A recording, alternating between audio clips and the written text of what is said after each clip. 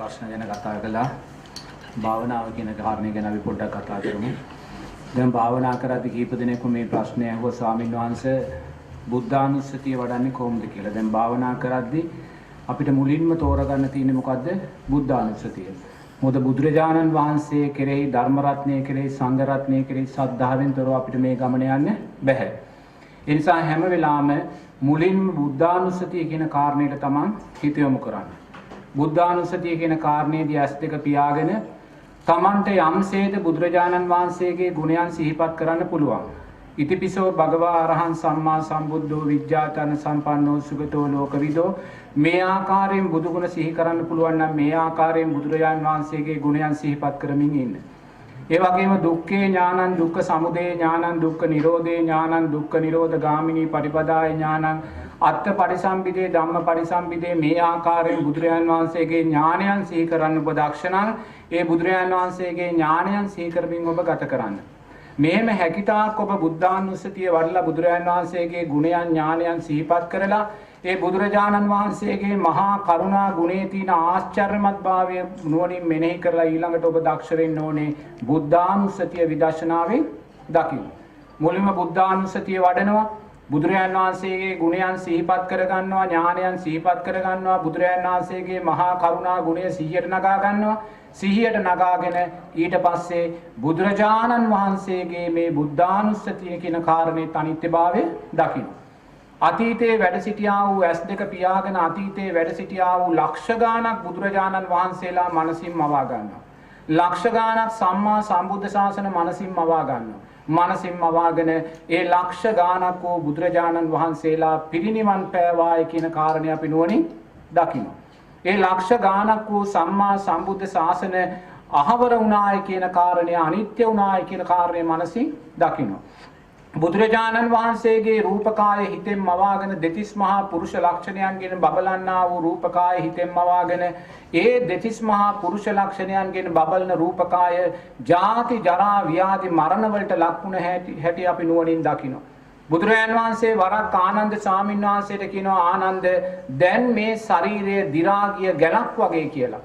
මේක දි รา ගිය ගැලක් වගේ කියලා බුදුරජාණන් වහන්සේ එහෙනම් බුදුරජාණන් වහන්සේගේ රූපකාය ජරා ව්‍යාධි මරණ වලට යටත් වූ රූපකායක් තමයි බුදුරජාණන් වහන්සේට දේශ තියෙන්නේ.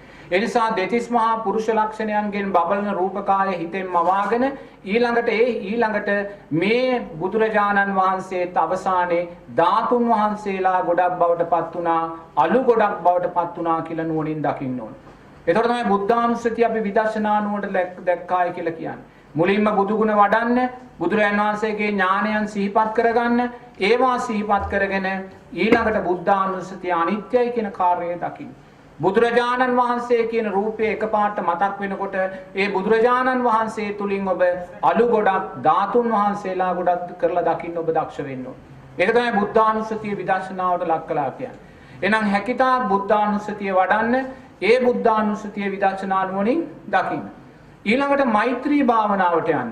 මෛත්‍රී භාවනාවේදී මුලින්ම මම නිදුක් වෙම්මා නිරෝගී වෙම්මා සුවපත් වෙම්මා මම කයේ දුක්දුරු වී සිතේ දුක්දුරු වී නිදුක් වෙම්මා නිරෝගී වෙම්මා සුවපත් වෙම්මා කියලා මුලින්ම තමාට මෛත්‍රී කර ගන්න. ඊළඟට සියලු සත්වයෝ නිදුක් වෙම්මා නිරෝගී වෙම්මා සුවපත් වෙම්මා සියලු සත්වයෝ කයේ දුක්දුරු වී නිදුක් වෙම්මා සිතේ දුක්දුරු වී නිදුක් වෙම්මා නිරෝගී වෙම්මා සුවපත් වෙම්මා කියලා සියලු සත්වයන්ට මේ මෛත්‍රිය පතුරවන්න. තමත් ඉස්සරහට ගිහිල්ලා බුදුරජාණන් වහන්සේ දේශනා කරනවා දස දිසාවටම මෛත්‍රිය පතුරවන්න කියලා. උතුරු දිසාව, දකුණු දිසාව, නැගෙනහිර දිසාව, බටහිර දිසාව, ඒ අතර තියෙන අනු දිසා හතර, උඩු දිසාව, යටි දිසාව කියන දස දිසාවටම මෛත්‍රිය පතුරවන්න කියලා බුදුරජාණන් වහන්සේ දේශනා කරනවා. මෙතෙන්දී උඩු දිසාව කියලා ගනිද්දී ඔබ දිව්‍යතල, බ්‍රහ්මතල වලට හිත අරගෙන යන්න ඕනේ. යටි දිසාව කියලා ඔබ ගනිද්දී මෙතනදී නිරය කියන තැනටම ඔබේ හිත අරගෙන යන්න ඕනේ. එහෙම කරමින් මේ දස දිසාවේම සත්වයින්ට මෛත්‍රී වඩන්න කියලා බුදුරජාණන් වහන්සේ දේශනා කරනවා. එහෙම මෛත්‍රී වඩලා ඊළඟට බුදුරජාණන් වහන්සේ දේශනා කරනවා මේ මෛත්‍රියත් විදර්ශනා නුවණින් දකින්න. මෛත්‍රිය විදර්ශනා නුවණින් දකින්නවා කියන්නේ මොකද්ද? මෛත්‍රිය වැඩිම නිසා අපි තුල සකස් වෙන්නේ මොකක්ද? ආනිසංස 11ක් අපිට සකස් වෙනවා. සුවසේ නිින්ද යනවා, සුවසේ පිබිදෙනවා, නපුරු හීන පේන්නේ නැහැ, දෙවියන්ට, මිනිස්සෙන්ට, අමනුෂ්‍යයන්ට ප්‍රිය වෙනවා, වසවිසෙන් හානි වෙන්නේ නැහැ, ශරීරයේ ප්‍රසන්න භාවයටපත් වෙනවා, සිහි මුලා නොවි මැරෙනවා, සුගතියේ ඉපදෙනවා. එහෙනම් මෛත්‍රිය වඩලා මෛත්‍රී ආනිසංස ජීවිතයට ලබාගෙන ඒ ආනිසංසයන්ගේ අනිත්‍යභාවය දකින්න. මෛත්‍රී S2 පියාගෙන මම සුවපත් වෙම්මා කියලා මට සුවපත් භාවය ප්‍රාර්ථනා කරනවා. සියලු සත්වයෝ සුවපත් වෙම්මා කියලා සියලු සත්වයන්ට සුවපත් භාවය ප්‍රාර්ථනා කරනවා. දස දිසාවෙම සත්වයෝ සුවපත් වෙම්මා කියලා දස දිසාවේ සත්වයන්ට නිදුක් නිරෝගී සුවපත් භාවය ප්‍රාර්ථනා කරලා දැන් තමා තුල තියෙනා වූ මෛත්‍රී ආස්වාදයේ අනිත්‍යභාවය දකින්න. තමන් කොච්චර මෛත්‍රී වඩලා ප්‍රසන්න රූපයක් සකස් වුණත් ඒ ප්‍රසන්න රූපයේ ජාති ජරා ව්‍යාධි මරණ වලට යටත් රූපයක් කියලා එයා දකිනවා. කොච්චර මෛත්‍රී වඩලා සුගතියේ ඉපදුනත් අපි නැවතත් දුගතියට වැටෙනවායි කියන කාරණේ මනසින් දකිනවා. කොච්චර සිහිමුලා නොවි මැරුණත් අපි නැවත සිහිමුලාවටපත් වෙනවායි කියන කාරණේ මනසින් දකිනවා. එහෙනම් මුලින්ම අපි මෛත්‍රිය වඩනවා. වඩලා ඒ මෛත්‍රී ආනිසංසයන්ගේ අනිත්‍යභාවය දකින්න. තේරෙනවද? ඊළඟට විදර්ශනා භාවනාව බුදුරජාණන් වහන්සේ අපිට දේශනා කරනවා. විදර්ශනා භාවනාවේදී බුදුරජාණන් වහන්සේ දේශනා කරන්නේ ඔබ සුදුසු ඉරියව්වකින් වාඩි වෙලා බුදුරජාණන් වහන්සේ කියනවා වේගයෙන් ආස්වාසය ප්‍රාස්වාස කරමින් දකින්න කියලා. දැන් S2 පියාගෙන ඔබ කිසිම බාහිර අරමුණකට හිත යොමු කරන්නේ නැතුව මේ නාසයේ අග්ගිස්සට හිත යොමු කරගෙන ආස්වාස වේගයෙන් ආස්වාස ප්‍රාස්වාසය S2 පියාගන්න ඔක්කොමලා. දැන් හුස්ම ගන්න වේගයෙන් හුස්මක් අරගෙන හුස්ම පිට කරන්න. වේගයෙන් හුස්ම කරන් ආයිමත් ඒ හුස්ම පිට කරන්න. ආයිමත් හුස්ම ගන්න හුස්ම පිට කරන්න. ආයිමත් හුස්ම ගන්න හුස්ම පිට කරන්න. දැන් ක්‍රමානුකූලව ස්වභාවිකව හුස්ම පිට වෙන්න හුස්ම ගන්න ස්වභාවයට යන ක්‍රමානුකූලව හුස්ම ඉහළට යනකොට ඇතිවීම කියලා දකින්න. ඇති වෙනවා. හුස්ම පල්ලෙහාට යනකොට නැති වෙනවා කියලා දකින්න. නැති වෙනවා. ඇති වෙනවා. නැති වෙනවා. ඇති වෙනවා. වෙන කොහාටවත් හිත අරමුණු කරගන්න එපා. බාහිර හිත අරමුණු වලට ගියොත් වහාම ආස්වාස ප්‍රාස්වාසයේ හිත ගන්න. නහයේ අද්දරට හිත පිහිට ගන්න. හිත පිහිටගෙන ආස්වාසයේ ඉහළට ගන්නකොට ඇති වෙනවා කියලා දකින්න. පහළට ගන්නකොට නැති වෙනවා කියලා ගන්න. ඇති වෙනවා.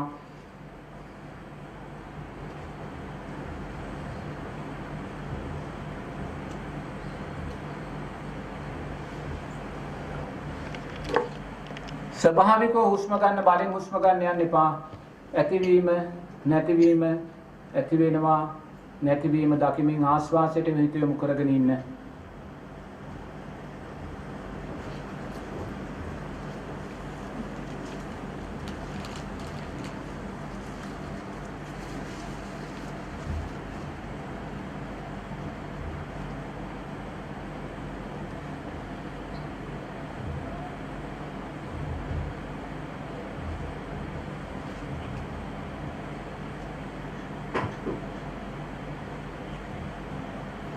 මේ ආකාරයෙන් හුස්ම ගනිමින් සමාධිමත් ස්වභාවයකට හිත අරගෙන යන්න.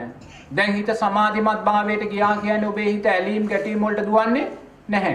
ඇලීම් ගැටීම් වලට දුවන්නේ නැහැ කියන්නේ දැන් පංච නීවරණ සකස් වෙන්නේ නැහැ. ඒ නිසා ආස්වාසයේ ඇතිවීම නැතිවීම ඇතිවීම නැතිවීම මෙහෙම දකිමින් විනාඩි 5ක් විනාඩි 10ක් පැය කාලක් ගත කරනකොට සමාධිමත් සිතක් ඔබ තුල සකස් වෙවි. බාහිර කිසිම අරමුණකට හිත යන්න දෙන්න එපා. බාහිර අරමුණකට ගියොත් වහාම ආස්වාස් ප්‍රාස්වාසයට හිත ගන්න. එහෙම දකිමින් ඇතිවීම නැතිවීම ඇතිවීම දැකීම දකිමින් ඉඳලා බුදුරජාණන් වහන්සේ කියනවා විදර්ශනාවට හිත යොමු කරන්න කියලා. විදර්ශනාවට හිත යොමු කරන්න කියලා බුදුරජාණන් වහන්සේ දේශනා කරන්නේ සතර සතිපට්ඨාන සූත්‍රයේදී ආයතන හැටියට මේ රූපයේ අනිත්‍යභාවය දකින්න කියනවා. දෙවනුව බුදුරජාණන් වහන්සේ දේශනා කරනවා සතර මහා ධාතු හැටියට මේ රූපයේ අනිත්‍යභාවය දකින්න කියලා. තුන්වෙනුව බුදුරජාණන් වහන්සේ දේශනා කරනවා දෙතිස් කුණුපේ හැටියට මේ රූපයේ අනිත්‍යභාවය දකින්න කියලා. දැන් මේ කුමක් කෙරෙහි අනිත්‍යභාවය දැකීම තුලින් අපි බලාපොරොත්තු වෙන්නේ මොකද්ද? රූපය කෙරෙහි තියෙන තෘෂ්ණාව අඩු කරගන්න. ඒ නිසා මුලින්ම ඔබ ආයතන හැටියට මේක වෙන් කරලා ගන්න බලන්න. ආයතන හැටියට ගත්තොත් මෙතන ආයතන කීයක් තියෙනවද? කීයක්ද? ආයතන 6ක් තියෙනවා. ඇස, කන, නාසය, දිව, ශරීරය, මනස. මේ ආයතන 6 හැටියට මේක කොටස් 6කට බෙදා ගන්න මනසින්. දැන් ඔබ අතනින් දැන් හිත සංහිඳිලා තියෙන්නේ චිත්ත සමාධිය සකස් වෙලා සමාධිමත් හිතක් ඇති වෙලා තියෙන්නේ. ඒ සමාධිමත් හිතෙන් ඔබ මේ ඇස කියන කාරණය මතු කරලා ගන්න ඕනේ. ඇස කියන කාරණේ මතු කරලා මේ ඇස දිහා ඔබ විදර්ශනා නුවණින් දකින්න. ඇස දිහා විදර්ශනා නුවණින් දකිද්දී ඔබ ඉස්සෙල්ලාම යන්න ඕනේ ඔබේ අම්මාගේ මව් කුසට. ඔබ දැන් නුවණින් මනසින් දකින්න ඔබ අම්මාගේ මව් කුසේ ඒ අම්මාගේ ගර්භාෂය තුල හිර වෙලා වකුටු වෙලා ඉන්න ස්වභාවය ඔබ මනසින් හිතෙන් මවා ගන්න. ලේ සැරව තැවරිලා තියෙන මුළු අත්පය වකුටු කරගෙන රස්නෙන් තැම්බි තැම්බි ලේ සැරවලින් ගහන වෙච්ච වට වෙච්ච ජීවිතයක් දැන් ඔබේ නුවණින් දකින්න. ඒ තියෙන කලල රූපයේ S2 දැන් ඔබ මනසින් දකින්න. ඒ S2 වැහිලා තියෙන්නේ. ලේ සැරවලින් පිරීලා තියෙන්නේ. මේ කලල රූපයේ ඇසේ ස්වභාවය ඔබ මුලින් මනසින් දකින්න. දැන් ඔබ මනසින් අවුරුදු මාස 1යි මාස 2යි මාස 3යි මාස 5යි මාස 7යි මාස 8යි 9 මාසයක් වෙනකොට මේ කලල රූපයේ ස්වභාවය ඔබ නුවණින් දකින්න. අතපය වකුටු කරගෙන මේ S2 පිය වෙලා ලේ සැරවලින් පිරුණා වූ මේ ඇසේ ස්වභාවය ඔබ මනසින් දකින්න. දැන් ඔබට මනසින් දකින්න ඔබ අම්මාගේ මව් කුසෙන් මේ ලෝකෙට බිහි වෙනවා මනසින් දකින්න. ඒ අම්මාගේ මව් කුසෙන් බිහි වෙන වෙලාවේ ශල්‍යාගාරයේ හෙදිය ඔබගේ කිරිකැටි කකුල් දෙකෙන් අස්සලා අල්ලලා ඔසවලා ගන්න වෙලාවේ ඒ ඔබේ තිබ්බා වූ S2 ස්වභාවය මනසින් දකින්න. ඒ S පිය වෙලයි තාම තියෙන්නේ. ලේ සැරව තැවරිලයි තාම තියෙන්නේ. ඒ ලේ සැරව තැවරුණා වූ ඇසේ ස්වභාවය නුවණින් දකින්න. එහෙම නුවණින් දකිමින් ඔබ තොටිල්ලේ නැලවෙනකොට නැලවෙන සිඟිත්තාගේ S2 ස්වභාවය නුවණින් දකින්න. ඔබ පාසලට යද්දී ඔබ තරුණ කාලේ ගත කරද්දී ඔබ මධ්‍යම වයසට එද්දී ඒ ඇසේ ස්වභාවය ක්‍රමානුකූලව ජාති ජරා ව්‍යාධි මරණ වලට ලක් වුණ හැටි නුවණින් මනසින් දකින්න. ඔබ වයෝ වෘද්ධභාවයට පත් වෙලා ඉන්න වෙලාවේ මේ ඇසේ සුදෑවිල්ල තියනවා නුවණින් මනසින් දකින්න. මේ ඇස අන්ධභාවයට පත් වෙලා තියෙනවා ඔබ මනසින් දකින්න. ඔබ අන්ධෙක් වෙන්න මනසින් අන්ධෙක් වෙලා S2 අන්ධ වෙලා තියෙනවා ඔබ මනසින් දකිමින් ජීවත් වෙන්න කියලා බුදුරජාණන් වහන්සේ දේශනා කරනවා. ඊට පස්සේ ඔබ කල්පනා කරන්න ඔබ වයෝ වෘද්ධභාවයට පත් වෙලා ඔබ මැරිලා ඉන්නවා මනසින් දකින්න. දැන් ඔබේ මලකඳයි ඔබ දකින්නේ. ඒ මැරිලා ඉන්න මලකඳේ තියෙනා වූ S2 මැරිලා තියෙන S2 දිහා මනසින් දකින්න කියලා බුදුරජාණන් වහන්සේ දේශනා කරනවා. දැන් S2 පියාගෙන අපි මේක තමයි වඩන්නේ ඇසේ අනිත්‍යභාවය වඩන්නේ.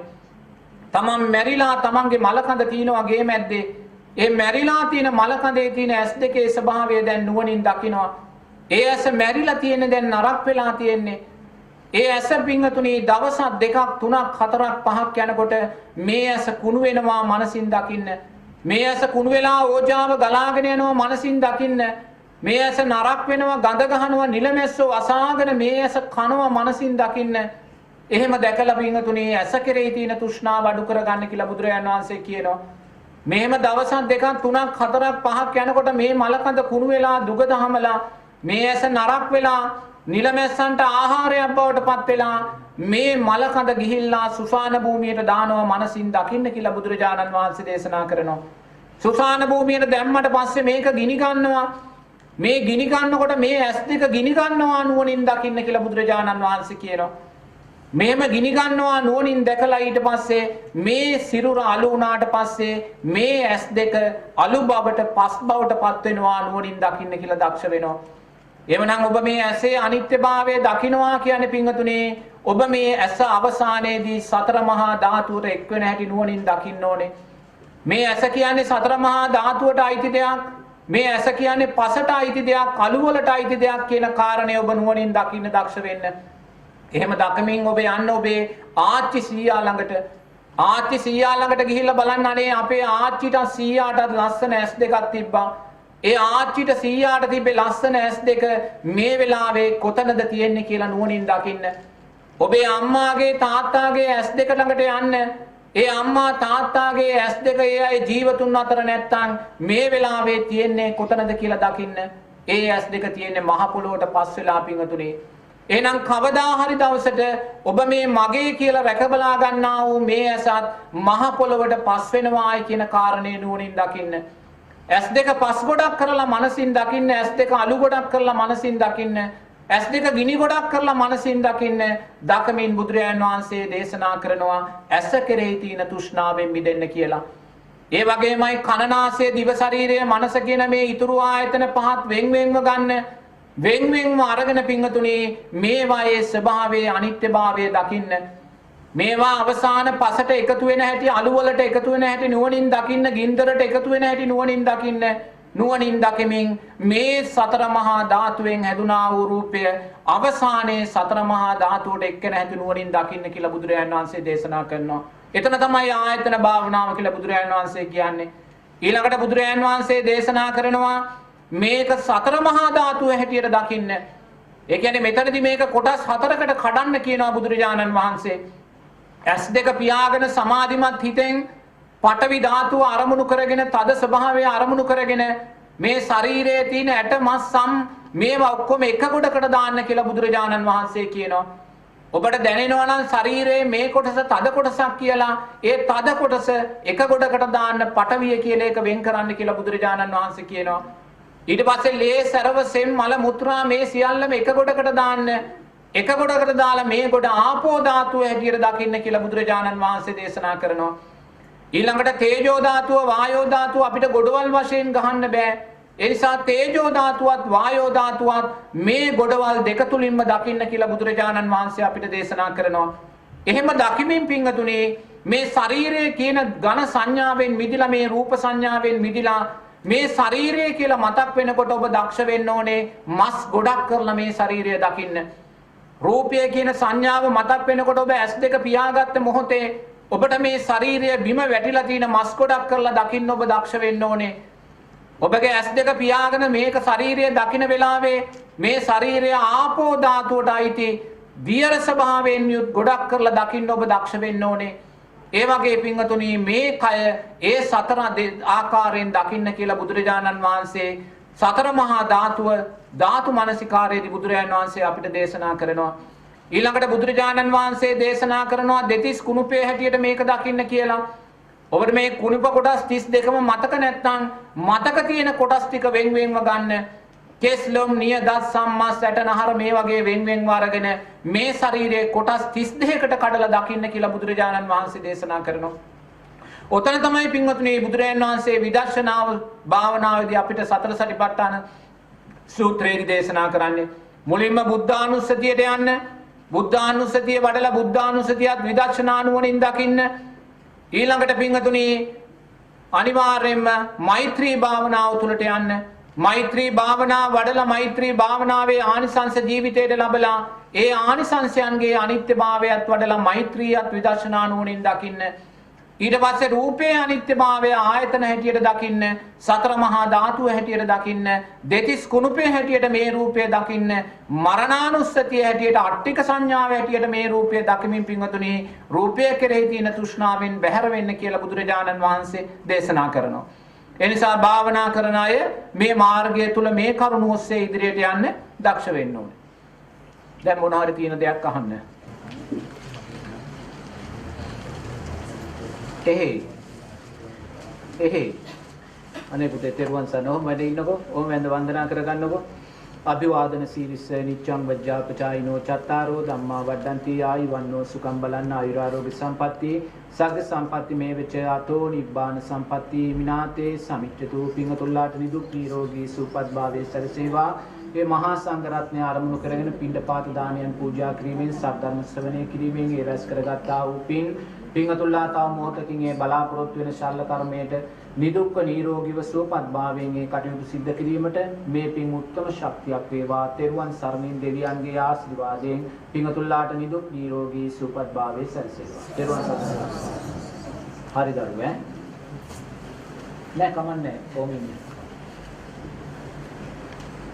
තෙරුවන් සරණයි පුතේ සුවපත් වේවා දීර්ඝායු සැලසේවා චතුරාර්ය සත්‍ය ධර්මයෙන් අවබෝධ වෙනවා. තෙරුවන් සරණයි ඔබ නිදුක් නිරෝගී සුවපත් භාවයේ සැලසේවා. තෙරුවන් සරණයි.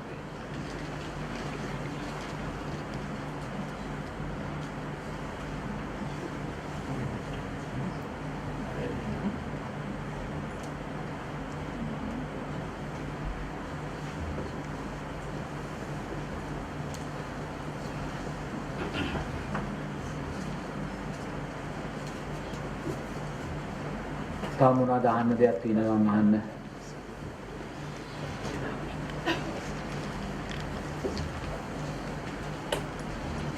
අවසර ස්වාමීන් වහන්සේ මොකද්ද? ඇස කන නාසය දිව ශරීරය යනාදී වශයෙන් අපිට අනිත්‍ය මෙනෙහි කරන්න පුළුවන්. එහෙයි. දැන් මනෝ ධාතුව අපි කොහොමද? එහෙයි. දැන් ප්‍රශ්නයක් නේද? කොයිලාගත් ප්‍රශ්නේ ඉස්සරහදී අපි අනිත්‍ය දකින්න දක්ෂ වෙන්න ඕනේ. තේරුණාද? දැන් මනයි කියලා මටත් ප්‍රශ්නයක් ආවා. නමුත් මම ඒ වෙලාවේ ඒ හිත අනිත්‍යයි කියලා දැක්කා. තේරුණාද? ඉතින් මනයි කියලා කිව්වොත් කෙනෙක් කියනවා මනස කියන්නේ ලේ ධාතුවටයි කියලා. තව කෙනෙක් කියනවා මනස කියන්නේ මොළයටයි කියලා. තව කෙනෙක් කියනවා මනස කියන්නේ හෘද වස්තුවටයි කියලා. තේරුණාද? නමුත් දැන් ඔතන හරි විතර්කයක් අපිට දැන් කොතනද මනස කියන කාරණේ තියෙන්නේ කියන කාරණේ. තේරුණාද? ඉතින් එතනදී අපි දක්ෂ වෙන්න ඕනේ මනස කියන කාරණේදී මේ හෘද වස්තුවයි එහෙම නැත්නම් මේ මොළයයි කියන කාරණා දෙක මනස හැටියට අරන් දකින්න. එහෙමත් නැත්නම් අපි දක්ෂ වෙන්න ඕනේ ඒ සකස් වෙන්නා වූ හිත අනිත්‍ය වශයෙන් දකින්න. ඒ නිසා අතන විතර්කයට යන්න එපා. අපිට දැන් පහක් පැහැදිලිනේ. පහක් පැහැදිලි 6 වෙනි කාරණය දැන් ඒක ඇත්තටම ප්‍රශ්නයක්. දැන් මටත් කියන්න බෑ මේක කොතනද තියෙන්නේ කියලා. තේරෙනවද? මම කොතනකවත් සූත්‍රවල මම දැකලත් නැහැ ඒක තියෙනවා කියන්නේ. තේරෙනවද? එතනදී පස්සේ තමයි අපි මන කියලා ගන්නෙ උතනදී. තේරෙනවද? ඉතින් එතනදී ඒක හෘද වස්තුවත් මොළයක් කියන කාරණා දෙක මනස කියලා ගන්න. එතකොට ප්‍රශ්නයක් නැහැ. තේරෙනවද? නැත්තම් වඩාත්ම වටින්නේ ඔය හිත අනිත්‍යයි කියලා දැකලා ඊටු පහ මනසට ගන්න. තේරෙනවද? සිතුවිලි වල අනිත්‍යභාවය දකින්නවා කියන්නේ මනසේ අනිත්‍යභාවය. මොකද මනසේ තමයි ධර්ම රූප කියන කාරණය පහළ වෙන්නේ. සිතුවිලි කියන කාරණයෙන් පහළ වෙන්නේ. ඔබ දැන් මෙහෙම S2 පියාගෙන ඉඳි ඔබට එකපාරට සිතුවිල්ලක් සකස් වෙනවා. අම්මා කියන මතකයේ සකස් වෙනවා. ඒ අම්මා කියන මතකයේ සකස් වුනේ මනසේ. තේරෙනවද? ඒතකොට ඕක කොතන සකස් වුණාද කියන්නේ මම දන්නේ නැහැ. ඒ නිසා එතන ප්‍රශ්නයක් නම් ප්‍රශ්නේ අනිත්‍යයි කියලා දකින්න. එතකොට ප්‍රශ්නේ ඉවරයි. ධර්මයක් අවබෝධ වෙලා එතකොට. ඈ ප්‍රශ්නේ ධර්මාවබෝධය කරා අරගෙන යන්න අපි දක්ෂ වෙන්න ඕනේ. ස්වාමීන් වහන්සේ කොමුදන්නක ප්‍රශ්නයක්. යම් කිසි පුද්ගලයෙකු බීමට ඇබ්බැහිව සිටී. ඔහුගේ දරුවන් දෙන්නා වූ මුදලින් ඔහු මත්පැන් පානය කරයි. එය දරුවන් මුදලි දායක වන නිසා දරුවන්ට එය ගැටලුවකි. එවැනි අවස්ථාවකදී දරුවන් වශයෙන් ගත යුතු ක්‍රියාමාර්ග මොනවාද? මෙහෙමයි ඉතින් දරුවන්ට කරන්න දෙයක් නැහැ. තාත්තනේ බොන්නේ නේද? දැන් අර දරුවන් කිසිම කොටින් මේ මුදල් දෙනවා. ඔව්. දරුවන්ගේ අපීම සඳහා ඒ පියාණන් විසින් ඒ මුදල පංචශීලයක දීමෙන් දරුවන්ගේ ඇපීමට මුදල් දෙනවා. පියාගේ යැපීම සඳහා ඔව් දරුවන් විසින් ඒ දෙමෝපියන්ට මුදල් දෙනවා. ඒ පියා ඒ මුදල් ඒ මොනක් බොනවා. ඉතින් පුතේ ඒක ඉතින් අපේ කර්මයක් තමයි. අපේත් කාර්යය. ඒ කියන්නේ දරුවන්ගේත් අකුසල විපාකයක් තමයි. තේරෙනවද?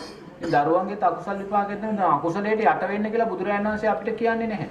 අකුසලයට යට වෙන්න කියලා බුදුරජාණන් වහන්සේ කියන්නේ නැහැ. ඉතින් දරුවන් දක්ෂ වෙන්න ඕනේ තමන්ගේ තාත්තා වෙතරින් මුදවා ගන්න තැනට උපක්‍රමශීලීව කටයුතු කරන්න. ඒකෙන් දරුවන් උපක්‍රමශීලී වෙන්න ඕනේ. උපක්‍රමශීලී වෙනවා කියන්නේ ඉතින් තාත්තා ධර්මයේ තුලට යොමු කරගන්න එකයි. කල්යාණ මිත්‍ර ආශ්‍රයයකට සද්ධර්ම ශ්‍රවණයකට ඒ බීමේ ආදීනවයන් කියන තැනකට ඒ තාත්තල යොමු කරලා දැන් ඕනතරම් බීපු මිනිස්සු මහත්යෝ නතර කරලා ඉන්නේ. තේරුණාද? ඒ නිසා ඒවා කරන්න බැරි දේවල් නෙමෙයි. ඉතින් දරුවන්ට තියෙන ඒ වෙනුවෙන් උත්සාහ අරගෙන ඒ කටයුතු සිද්ධ කරගන්න.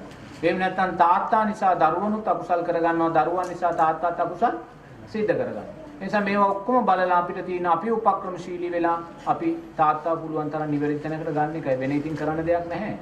ඒවා ඉතින් ඒ හේතුඵල ධර්මයන් මාත්‍රෝ. හේතුඵල ධර්මයන් සමාජය ඉස්සරහට යනකොට ඉතින් ওই தත්ත්ව තව වැඩි වෙනවා.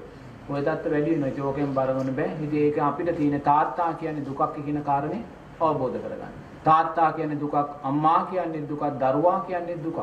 එහෙනම් අපිට මේ දුකෙන් තාත්තා කෙනෙක් ඉපදුනා නම් එතන දුකක්මයි තියෙන්නේ. දරුවෙක් ඉපදුනා නම් එතන දුකක්මයි තියෙන්නේ. ඒ නිසා කවදාකවත් මේවා තියාගෙන අපිට මේ ප්‍රශ්නේ විසඳන්න බෑ. ඉපදීමයි දුක. එහෙමනම් අපි දකින්න ඕනේ මේ ජීවිතේ මල් ලබන්නා වූ අවසාන දරුවයි මේ ලැබුවේ කියන තැනට එන්න. මේ ජීවිතේ තාත්තා කියන්නේ දුකක් නම් Taman දක්ෂ වෙන්න ඕනේ මේ භව ගමනේ මල් ලබන අවසාන තාත්තයි මේ ලැබුවේ. මේ භව ගමනේ මල් ලබන අවසාන දරුවයි මේ ලැබුවේ. තවත් නම් මං දරුවෝ අම්මලා තාත්තලා ලබන්නේ නැහැ කියන අදිෂ්ඨානෙට. ඒ කියන්නේ මම මේ ජීවිතේ සතර අපායේ මිදෙනවා කියන තැනට මේ ජීවිතේ සතර අපායේ මිදුණොත් ආයිමත් අපිට අම්මලා තාත්තලා දරුවෝ මුණ ගැහෙන්නේ නැහැ. ඉන් මෙහා මහත්වයේ ප්‍රශ්නෙට විසඳුමක් නැහැ. මොකද ওই ප්‍රශ්න විසඳන්න අපි දැන් කල්ප 100ක් කෝටි ගානක ඉඳන් විසඳමින් එන ප්‍රශ්න ඕවා. නමුත් අපිට තාම මේක විසඳ ගන්න බැහැ. මොකද ජාතිය සකස් වුණා නම් ජරා මරණ ගියාදි මරණ එතන තියෙනවමයි.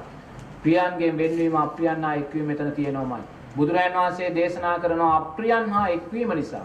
ඒ කියන්නේ අපි අකමැති දේවල් හා එක් වෙන්න සිද්ධ වීම නිසා අපි හෙළුවා වූ කඳුළු මහ සාගරයේ ජලයට වැඩි කියලා.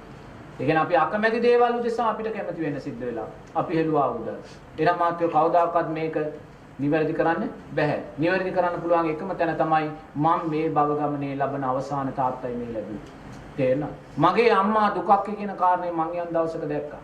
මගේ අම්මා අංශභාගය හැදිලා ගිහි කාලේ අවුරුදු 8ක් නැත්නම් 7ක කාලයක් හිටියා. මං ඒ කාලය තුල දැක්කා එයා කොයිසානම් ඒ විදිහෙන් දුක් විඳලාද කියලා. ඒ නිසා අපි කොච්චර දුකටපත් වුණාද කියලා. ඒ වෙලාවේ මං කල්පනා කළේ මේ දුක සකස් වුණේ අම්මා ඉපදුන නිසාමයි නේද? අම්මා කියලා කෙනෙක් හිටියා නම් එතන දුකමයි. ඒ නිසා මං උත්සාහ ගත්තේ හැම වෙලාවෙම මේ භව ගමනේ මල් ලබන අවසාන අම්මයි මේ ලැබුවේ කියන තැන සාක්ෂාත් කරගන්න. එච්චරයි බැලුවේ වෙන දුකෙන් මිදෙන තැනකට මං යන්න හැදුවේ නැහැ. මම මේ භව ගමනේ ලබන අවසාන අම්මයි ලබන්නේ කියන චිත්තය මං ඇති කරගත්තා වගේම අම්මාටත් යන්න තියෙන දුර මාර්ගයේ පුළුවන් තරමින් මං එදා මං අම්මගේ අංශභාගය හැදිච්ච අම්මගේ ඇස් දෙකට ඇහැට අත වෙලා අත තියලා මං හැමදාම කිව්වා අම්මේ මේ ඇහැ අනිත්‍යයි. අම්මේ මේ කන මේ නාසය මේ දිව මේ ශරීරය මේ මනස අනිත්‍යයි. ඔබ බලන්න ඔබ තරුණ කාලේට යන තරුණ කාලේ ඔබේ රූපය දෙන්න අම්මගේ මගුල් ෆොටෝ එක ළඟට පෙන්නලා පෙන්නුවේ අම්මේ මේ ලස්සන මනමාලි දැන් ඉන්නේ කොතනද කියලා මනසින් දකින්න කියලා. තේරෙනවද? ඒ වගේ මම අම්මා කියන දේ මිදුණා වගේම මහත්යෝ අම්මාටත් මොකක් හෝ ප්‍රමාණයකට මිදෙන්න පාර අපි කියලා දුන්නා. ඉන් තොරව අපිට මේ ගමනේ විකල්පයක් නැහැ.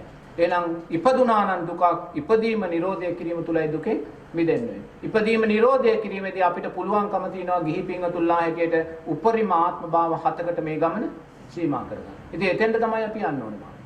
ඉතින් මෙහා දෙයක් අපිට දකින්න නැහැ. සෝනස් අපි භාවනාවක් කිරීමේදී කියන්නේ සිතවිලි එක තැනක තියාගන්න. ඒ කියන්නේ එහාට මෙහාට යනවා නම් සිතවිලි අපි ඒ කාර්මුණක තියාගන්න මොකක්ද කරන්න ඕනේ? ඒ කාර්මුණක තියාගෙන හිත ඒ කාර්මුණට ගන්න ඕනේ. හිත දුවනවා නම් ආස්වාස ප්‍රාස්වාසයටම හිත ගන්න. තේරෙනවද? දැන් මේ හිතට මෙතනට ආස්වාස ප්‍රාස්වාසයටම හිත ගත්තා නම් හිත අරමුණු කරා දුවන්නේ නැහැ. තේරෙනවද?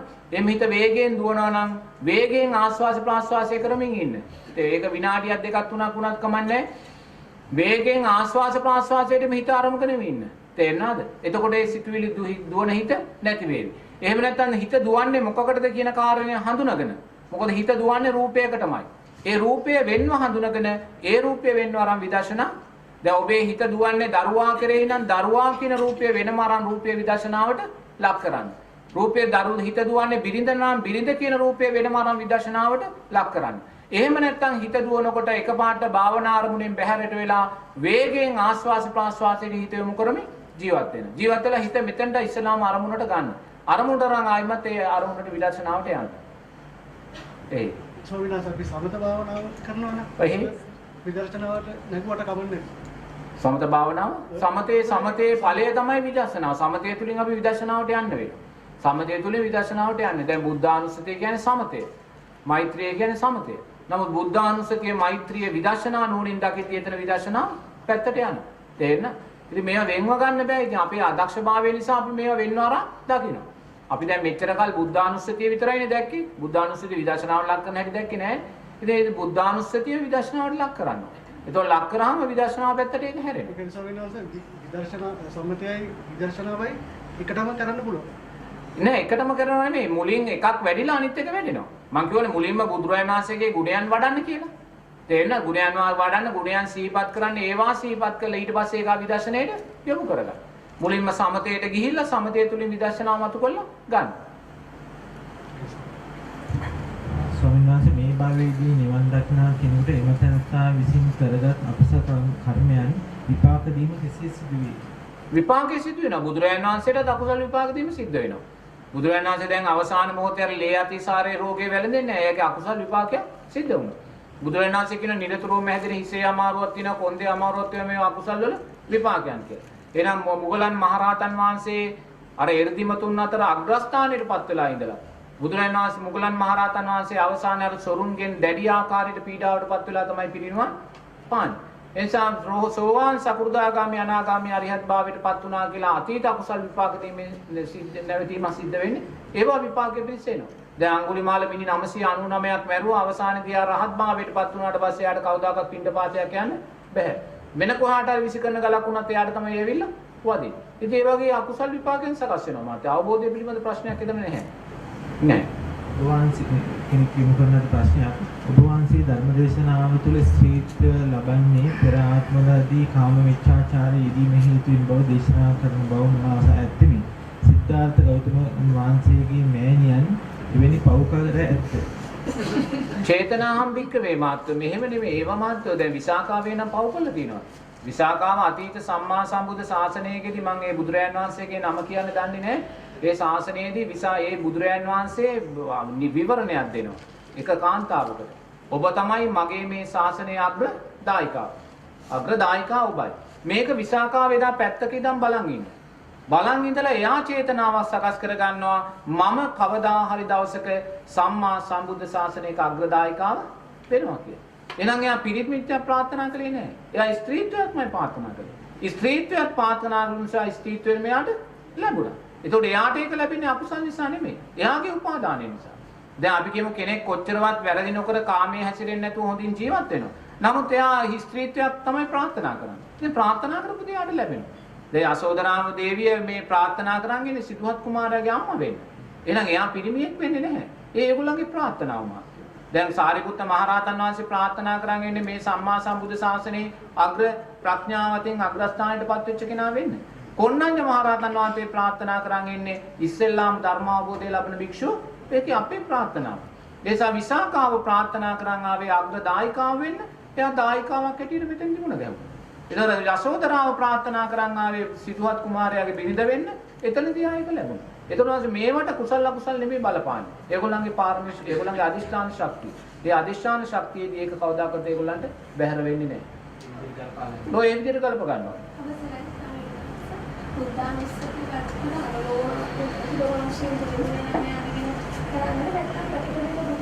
ප්‍රකට වෙන බුදු ගුණය වඩන්න. ප්‍රකට වෙන තමන්ට බුදු ගුණ ප්‍රකට වෙන ආකාරයෙන් වඩන්න. බුදුරජාණන් වහන්සේ මහා කරුණා ගුණය දකිමින් අර රාහුල කුමාරයාටත් සෝපාක කුමාරයාටත් සම මෛත්‍රිය පතුරවමින් මේ ගත කළා වූ දේ දකිමින් නුවණින් දකිමින් කරන්නේ. 45 අවුරුද්දක් උන්වහන්සේ කොයිසානම් කැපවීමක් වෙහසක් අහිංසකයින් උදෙසා කළාද කියන කාරණේ නුවණින් දකිමින් ජීවත් වෙන්නේ. කොයි ආකාරයෙන් කමක් නැහැ වැඩෙන බුදු ගුණයන් 100ට නගාගෙන ගන්න. එහෙම නැතුව කොහොම හරි මෙහෙම කළ යුතුයි කියලා රාමුවක් නැහැ. ස්වාමීන් වහන්සේ විමකරන ප්‍රශ්නේ මාගේ මව මියගොස් වසර 12ක් පමණ වේ. එය මේගී පිළිකා රෝගීන්. එය මාහට නිතර සිහියෙන් පෙනේ. මුලින් එය සිහියෙන් පෙනුනේ දුක්ඛිත බවින් සිටින අයුරය. අප විවිධ පින්කම් සිදු කර එය අනුමෝදන් කළෙමු. දැන් අද පෙනෙන්නේ සාමාන්‍ය ස්වරූපිනී. මේ අදහස් වන්නේ කුමක්ද ස්වාමීන් වහන්සේ? ඒක අපිට කියන්න බෑ මාත්‍යක. සමහර වෙලාවට දැන් අපි කියමු පිළිකාරෝහලක් වගේ පිළිකාවකින් වගේ කෙනෙක් නැති වුණාම ඇත්ත වශයෙන්ම මේ අපිට තේරෙනවා මෙයා නැති වුණේ අකුසලයක් නිසා කියලා. තේරෙනවද? මොකද අකුසලට අදාළ රෝගයක් තමයි පිළිකාව කියන්නේ. ඒතකොට මේ පිළිකා රෝගය නිසා සමහරලාට හුඟක් එයා දුකටපත් වෙලා මැරෙන්න පුළුවන්. ඒතකොට එහෙම දෙයක් මැරෙනකොට ඒ මැරුණ කෙනා දුගතියක වැටෙයි කියලා විශ්වාසයක් හුඟක් වෙලාවට අපේ හිතේ තියෙනවා. මොකද එයා මැරුණේ දුක් විඳලා මැරුණේ පිළිකාවක් ඇදිලා ඒ නිසා අනේ මෙයා මැරිලා දුකට වැටුණායි කියන චිත්තය අපි තුල තියෙනවා. ඒ නිසා ඒ චිත්තය මනෝභාවය තුල ක්‍රියාත්මක වෙලා රැට හීනෙන් අපේ අම්මා තාත්තා දුක්ඛිත තැනක ඉන්නවා කියලා පේන්න පුළුවන්. මොකද අපි දැන් ඒක වැඩෙනවා අපි තුල. අපි තුල වැඩෙනවා. නමුත් එහෙම චිත්තය සකස් වුණාට පස්සේ ඊට පස්සේ දැන් අපි පින් දෙනවා. පින් දුන්නාට පස්සේ එයා තුලම චිත්තයක් සකස් වෙනවා අපේ අම්මා දැන් පින් ගන්න ඇති කියලා. ඇති කිව්වට පස්සේ ඔන්න යාන සුදු සාරියක් හැට්ටයක් අඳලා අම්මා පේන්නේ පටන් ගන්න. දැන් මේ සියල්ලම උන්නේ මාත්‍යෝ තමාගේ මනස තුලින් මේ සියල්ල මතු කරගත්තා. තේරෙනවද? එහෙම වෙන්නත් පුළුවන්.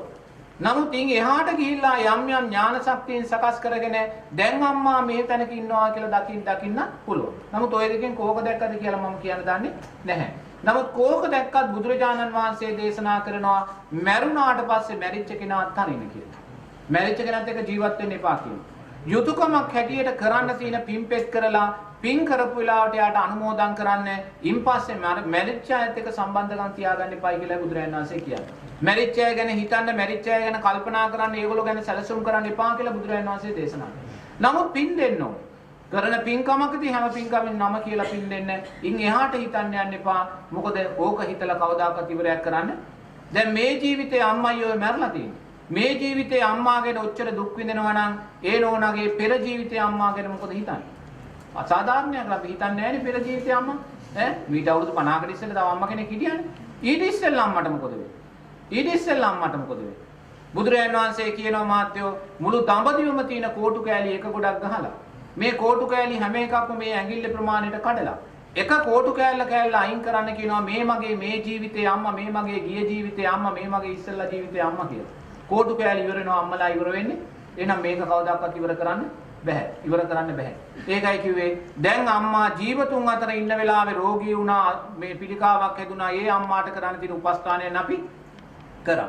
කරලා මැරුණාට පස්සේ ඒගොල්ලන්ට තියෙන පිම්පෙද්දීම් සියල්ලම කළා අනාගතෙත් එහෙම ඉතින් අත හොදලා දාන්න. දැන් ඒ අම්මා අපිටයිදි ඒ අම්මා ගිහිල්ලා මව් කුසක ඉපදිලා ඉන්නවා නම් දැන් තවත් කොහේ හරි ඉන්න අම්මා කෙනෙක් ඒ දරුවාව හුරතල් කරනවා ඇති.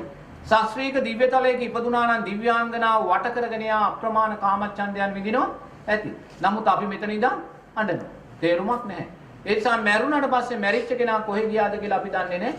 ඒ නිසා මැරුණාට පස්සේ පිම්පෙත් දෙන්න මැරිච්ච කෙනා අමතක කරන්න කියලා බුදුරජාණන් වහන්සේ දේශනා කළා. නමුත් එයා දුර්වල තැනක ඉන්නවා නම් මේ අපි දරුවෝ එයා ගැන හිතන වාරයක් පාසා එයාට පේනවා දරුවෝ තමන් ගැන හිතනවා. මොකද ප්‍රේතයන්ට අනුන්ගේ හිත දැකීමේ ශක්තිය තියෙනවා.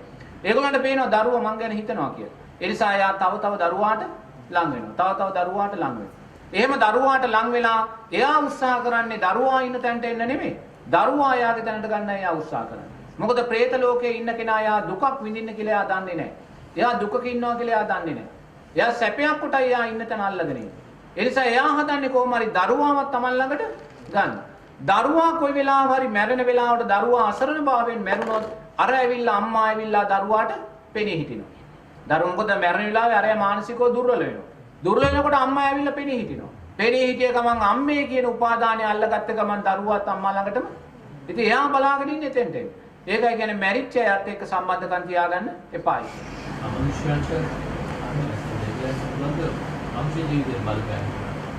පුළුවන් තමන් සීලෙන් දුර්වල නම්. සීලෙන් දුර්වල නම් අමනුෂ්‍ය ඇඟටත් රින්ගන්න පුළුවන්. එහෙම නැති වෙන්නේ බුදුරජාණන් වහන්සේ කියනවා එහෙම වෙනවා කියලා. දැන් මුගලන් මහරහතන් වහන්සේගේ කුසල මාර්යා රින්ගන්න එකපාරක්. ඒ වගේ තමන් සීලෙන් බලවත් නැත්නම් සද්ධාවෙන් දුර්වල නම් අමනුෂ්‍යෙන්ට පුළුවන් තමන්ගේ ශරීරයට එන්න. ස්වාමීන් වහන්සේ අවසරයි. කියන්නේ. ඒ වෙලාවේ අපේ ඇඟට රින්ගනවා කියන්නේ අපේ චිත්තයක් සකස් වෙනවානේ. එතකොට අපේ ඒ චිත්තෙට කොහොමද සිද්ධ වෙන්නේ අමනුෂ්‍යයන්? නෑ මෙහෙමයි අමනුෂ්‍ය චිත්තය සකස් වෙනවා කියන්නේ එහෙම අමනුෂ්‍යෙක් අපේ ශරීරයට ඇතුනොත් ඒ අමනුෂ්‍යයා නිසා ඇතිවෙනා වූ චිත්ත පීඩාවන් තියෙනවානේ. ඒ චිත්ත පීඩාවන්ට අදාළව අකුසල්ම තමයි ඊට පස්සේ රැස් වෙන්නේ. දැන් ඔය සමහරව සාතර කියනවා එහෙම කියලා ඔය කියන්නේ ඔය පල්ලෙහා ඉන්න പ്രേතාත්ම කොටස් අරව මේවා ඇඟට වැහිලා ඒගොල්ලන්ගේ අම්මලා තාත්තලා වැහිලා එහෙම දේවල් සිද්ධ වෙන්න පුළුවන්. ඉතින් ඒව දේවල් සිද්ධ වුණාම ඒවා අකුසලයේ පැත්තට තමයි යන්නේ. එතකොට අපේ චිත්තේටනේ රින්ගන්නේ. එතකොට අපේ චිත්තය මොකද වෙන්නේ? චිත්තයට රින්ගන්නේ නැහැ. චිත්තය කියන්නේ පස්සේ කියන කාරණේ. චිත්තය කියන්නේ හිත කියලා කියන්නේ මේ පස්සේ. තේරෙනවද? පංච උපාදානස්කන්ධය. පංච උපාදානස්කන්ධේ පටන් ගැනීම තමයි පස්සේ කියලා කියන්නේ. ඒතකොට පස්සේ කියන කාරණේට මේ පෙරේතයා බලපෑම් කරනවා නෙමෙයි. පෙරේතෙක් අපේ ඇඟට රින්ගුවා මේ රින්ගීමේ පසුබිම මත අපිත් ක්‍රියාත්මක වෙන්නේ පෙරේත ස්වභාවයටයි. තේරෙනවද? අපිත් ක්‍රියාත්මක නේ අපිරිසිදුයි පිරිසිදු භාවයක් නැහැ. දුස්සීලයි සිල්වත් නැහැ. ඉතින් එවැනිත ද්වේෂය සකස් කර ගන්නවා. ඊට අදාළව තමයි ඒගොල්ලෝ ක්‍රියාත්මක වෙන්නේ. තේරෙනවද? ඉතින් ඒ නිසා ඒ අපේ සකස් වෙන්නා වූ පස්සේ කියන කාරණේ සකස් වෙන්නා වූ පංච උපාදානස්කන්ධය නිරතුරුවම අකුසලයට බරයි. අකුසලයට බරයි. අන්නේ සීල උත වලට අරන් යනවා. සද්ධාවෙන් බැහැර කරනවා. අමනුෂ්‍ය බලවේගයක් ඇතිවෙනාම ඔව් ඒ අමනුෂ්‍ය බලවේගයේ තුලින් පුද්ගලයාට ඇතිවෙනාම කියන කෙනෙක්ට කරදරයක් කරන්න පුළුවන්ද? පුළුවන්. එතකොට ඒ අකුසලයේ ඉන්නේ අමනුෂ්‍ය බලවේගයකට නැත්නම් ඒ අමනුෂ්‍ය දෙන්නටම එනවා. අමනුෂ්‍යයටත් දෙනවා ඒක ක්‍රියාත්මක කරන කෙනාටත් දෙනවා. දෙන්නටම එනවා. දෙන්නට මේ අකුසල එනවා. ඒකයි කියන්නේ අමනුෂ්‍යයින් එක්ක ඔය අන්ත්‍ර මන්ත්‍ර ගුරුකම් ආදී වුණියක් පැත්තට යන්න එපා කියන්නේ ගියොත් කරන අයත් විනාශ වෙනවා මේ මූලිකයොත් විනාශ වෙනවා ඊළඟ ජීවිතේ මන්ද බුද්ධික වෙලා ඉපදෙන දැන් මේ ජීවිතේ කවුරු හරි අන්ත්‍ර මන්ත්‍ර ගුරුකම් ඔය ආදී වුණියක් කොට වින කරන අය ඉන්නවනේ ඒගොල්ලෝ ඊළඟ ජීවිතේ මිනිස්සෙක් වුණොත් මන්ද බුද්ධිකෙක් වෙලා තමයි ඉපදෙන්නේ ප්‍රේතෙක් වුණොත් ප්‍රේත ලෝකෙත් ඉන්නවා මන්ද බුද්ධිකයෝ එහෙම ප්‍රේත ලෝකේ ඉන්න මන්ද බුද්ධිකයෝ පෙර ජීවිතේ මේ යంత్ర මන්ත්‍ර ගුරුකම් කරපු අය මොකද ඒගොල්ලෝ මෝහය තමයි ලෝකයාට කියලා දෙන්නේ මෝහය කියන්නේ මන්ද බුද්ධික භාවය. දැන් අනාගතයේදී ලෝකේ මන්ද බුද්ධික උපත් වැඩි වෙනවා. මන්ද බුද්ධික උපත් වැඩි වෙන්නේ මොකද මේ අන්න සීල උතයන්ට මිනිස්සයා බැඳෙනවා, මෝහයට බැඳෙනවා වැඩි. ඉතින් හේතුඵල ධර්මයන් තමයි. හේතුඵල ධර්මයන්. දැන් තව දිනා පුතේ කියන්න. ඔව්. සක්කාය දිට්ඨිය නැති කිරීම තමයි සමාධිය වැඩි යුතුයමද? සක්කාය දිට්ඨිය කියන්නේ මමත්වයේ දැඩිභාවය. මමත්වයේ දැඩිභාවය නැති වෙන්නේ මාත්‍ය පංච උපාදානස්කන්ධයේ අනිත්‍යභාවය දැකීමෙන්. දැන් සෝවාන් ඵලයට පත් වෙනා කෙනා තුළ විචිකිච්ඡාව නැතුව යනවා. විචිකිච්ඡාව නැතිව යන්නේ තෙරුවන් කෙරේ අචල සද්ධාව එනකොට. අන්නේ සීල උතෝලින් යා බැහැර වෙනවා. අන්නේ සීල උතෝලින් යා බැහැර වෙන්නේ එයා තෙරුවන් කෙරේ අචල සද්ධාව සකස් වෙනකොට. නමුත් සක්කාය දිට්ඨියගෙන් සිදෙන්නේ මහත්යෝ පංච උපාදානස්කන්ධයේ අනිත්‍යභාවය දැකීම. එහෙනම් එතෙන්දි සමාධියක් තියෙන්න ඕනේ මහත්යෝ. සමාධියක් තියෙන්න ඕනේ. මොකද පංච උපාදානස්කන්ධයේ අනිත්‍යභාවය දැකීම තුලයි සක්කාය දිට්ඨිය ඡය වෙන්නේ. සමාධියක් නැතුව සක්කාය දිට්ඨිය ඡය වෙන්න විදියක් නැහැ. නමුත් ඒක මහත්යෝ මේ ධානාගත සමාධියක් වෙන්නම අවශ්‍ය නැහැ. එහෙම සමාධියක් වෙන්නම අවශ්‍ය නැහැ. එහෙමයි. සම්මාසයේ යොමු කරන ලද ප්‍රශ්නයක් ඒ මහත්මයා කියන්නේ මේ ප්‍රශ්නය සද්ධා වඩා ගැනීම පිළිබඳ ප්‍රශ්නයක්ලු. මෙම ස්ථානයේ ධර්ම ශ්‍රවණය කිරීමට දෙවියන් වැඩ සිටින්නේද? දෙවියන් මිනිසුන්ට විශේෂයෙන් මේ අවස්ථාවේ පැමිණ සිට පින්වත් මිනිසුන්ට දර්ශනය නොවන්නේ ඇයි? දෙවියන් කැමරාවට හසුවන්නේද? එසේනම් මිනිස් ඇසට නොපෙනෙන්නේ නෑ. දෙවියන් කියන්නේ ඕපපාතික උප්පත්තිය ලබන කෙනෙක්.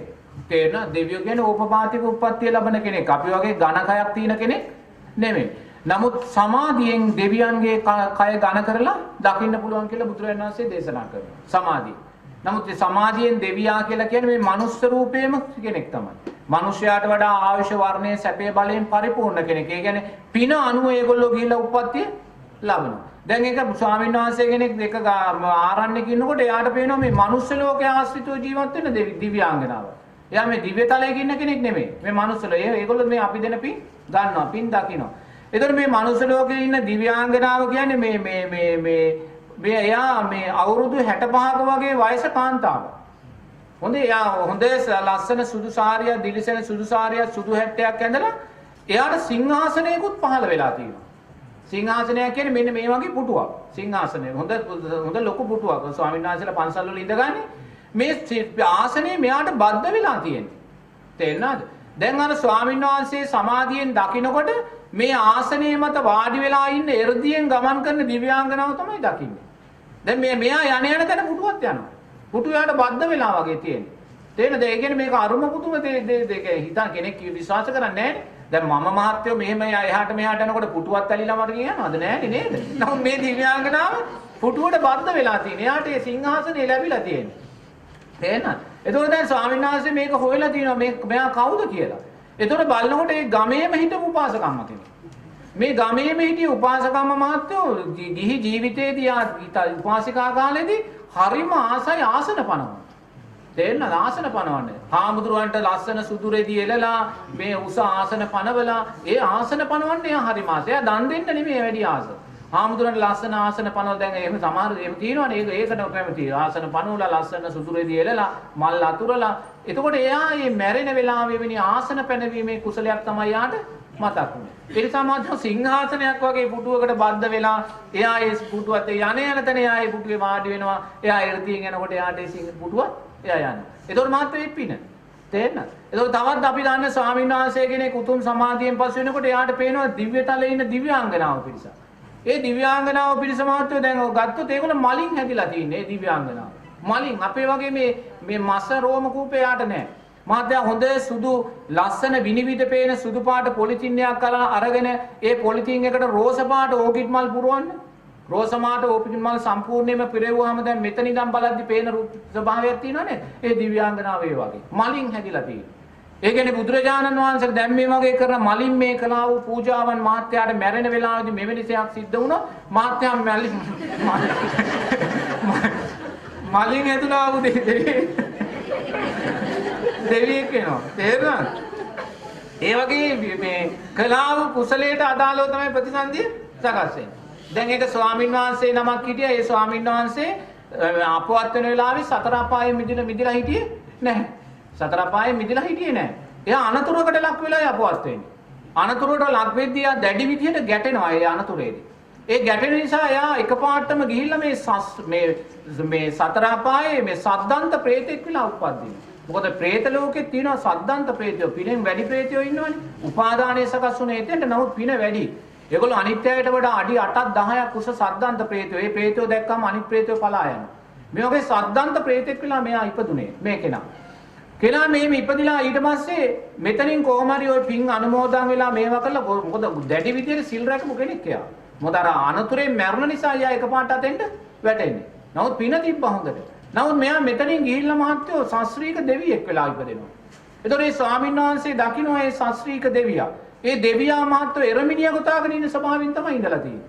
ඒ මුළු දෙවියාගේ ඇඟ සම්පූර්ණයෙන්ම දඹ රත්තරන් වලින් කළා වූ දෙයක් වගේ මහත්තයෝ. දඹ රත්තරන්. ඒ කියන්නේ එයාගේ ඇඳුම් පැළඳුම් තියෙනවා. තේරෙනවද? ඒ සියල්ලම මේ දඹ රත්තරෙන් මේ දැන් රත්තරනින්ම කොටලා වගේ එක. රත්තරන් කෑල්ල රත්තරන් වලින් විශාල රත්තරන් තැටියක් අරගෙන ඒ තැටිය කොටන්නකො ඇඳුමක්. ඒ වගේ තමයි ඒගොල්ලන්ට ඒක පහළ. රණින් හැදුනා වූ දඹරන් දෙවියෙක් කියලා තමයි ස්වාමීන් වහන්සේ කියලා දෙන්නේ. මොකද දඹ රත්තරින්මයි එයා හැදිලා තියෙන්නේ. ඒ නිසා තමා කරා වූ කුසල් වලට අදාළව මහත්යෝ උපදින තැනදී ඒ ස්වභාවයන් ලැබලා දැන් බුදුරජාණන් වහන්සේ මාළබාරි දෙවියා ගැන කියන්නේ. එයා බිරින්දෑවරු එයාට දිව්‍යාංගනාව 500ක් එයාට ලැබෙනවා ඉපදෙන වෙලාවට. දිව්‍යාංගනාව 500ක් එයාගේ පින.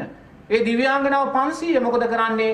හැමදාම නන්දන උයනට ගිහිල්ලා මල් අහුලා අර දෙවියාව මලින් වට කරනවා. එයාගේ පින. ඒ වගේ කරන පිනට අදාළව මහත්යෝ ඒවා සකස් වෙනවා. ඉතින් එහෙම තමයි. ඉතින් අපි මැරිලා අපි පින්කම් කරලා ඒවා සකස් වුණොත් දිව්‍ය තලයේ උප්පත්තියක් ලැබුවොත් එවනේ ශාස්ත්‍රීය දෙවිවරු ඒ දෙවිවරු මහත්යෝ මේ වෙලාවේ අපි කියන බණ අහන දෙවිවරු අනන්තවත් ඇති. මොකද දිව්‍ය සෝත වලින් අපිට මේ බණ අහන්න ඒගොල්ලන්ට මේ බණ අහන්න පුළුවන්. දිව්‍ය චක්කු වලින් ඒගොල්ලන්ට මේ දේ දකින්න පුළුවන්. නමුත් දිව්‍ය ලෝකයේ කියන්නේ මහත්යෝ කාමපුරයක්. තේරෙනවද? දැන් අපිට මහත්යෝ මිනිස්සෙයින්ට දුක කියන කාරණේ ප්‍රකටයි. මිනිස්යාට දුක ප්‍රකටයි. ජාති ජරා ව්‍යාධි මරණ ලක්ෂණ මිනිස්යාට ප්‍රකටයි. නමුත් දෙවියාට ප්‍රකට නැහැ. දෙවියාට දුක ප්‍රකට නැහැ. මොකද ඒගොල්ලන්ගේ කාමයන් පින වැඩි. පින වැඩි නිසා දුක ප්‍රකට නැහැ. ඒගොල්ලෝ හම්බ කරලා උයලා පියලා නෙමෙයි කන්නේ. ඒගොල්ලන්ට පිනට සියල්ලම ලැබෙන්නේ. එයාට අයිස්ක්‍රීම් එකක් වළඳන්න ඕනේ කිව්වොත් මහත්තයෝ ඒ මොහොතේ මෙයා අයිස්ක්‍රීම් එකේ සැපේ තෘප්තිමත් වෙනවා. එතනතර කඩේට ගිහිල්ලා අයිස්ක්‍රීම් එකක් ගේන්න ඕනේ නැහැ. දෙවියාගේ පින අනුව තෘප්තිමත් වෙනවා. පිනෙන් වැඩි දෙවියන්ට ලැබෙනා වූ මේ රසය වැඩි. දැන් කෙනෙක් ගිහිල්ලා හම්බන්තොට පොළට ගිහිල්ලා අයිස්ක්‍රීම් එකක් කනවා. රුපියල් 10ක් දීලා.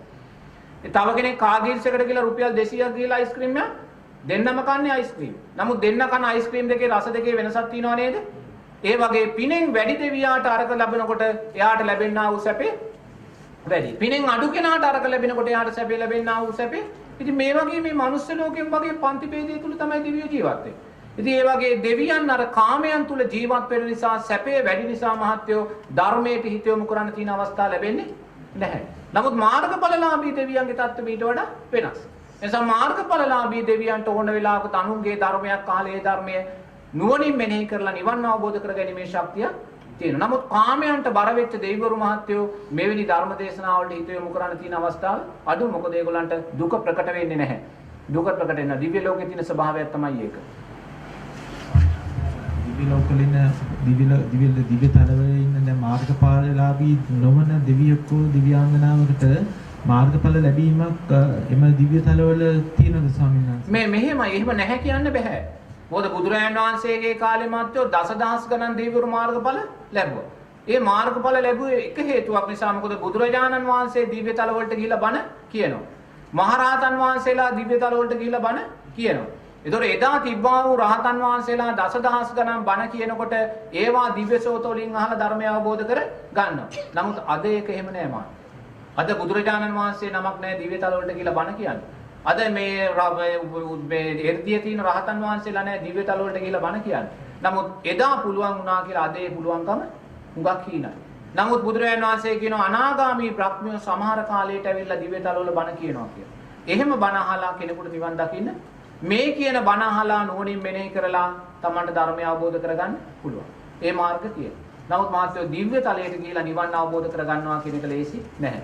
මොකද දිව්‍ය තලය කියන්නේ මෙච්චර කාමයන් මෙච්චර ජාති ජරා ව්‍යාධි මරණ ප්‍රකට මිනිස්සු වෙලා අපිට එතෙන්ට යන්න බැරි නම් දෙවියා කියන තැන ඉඳලා අපි කෙසේ එතෙන්ට යන්නද?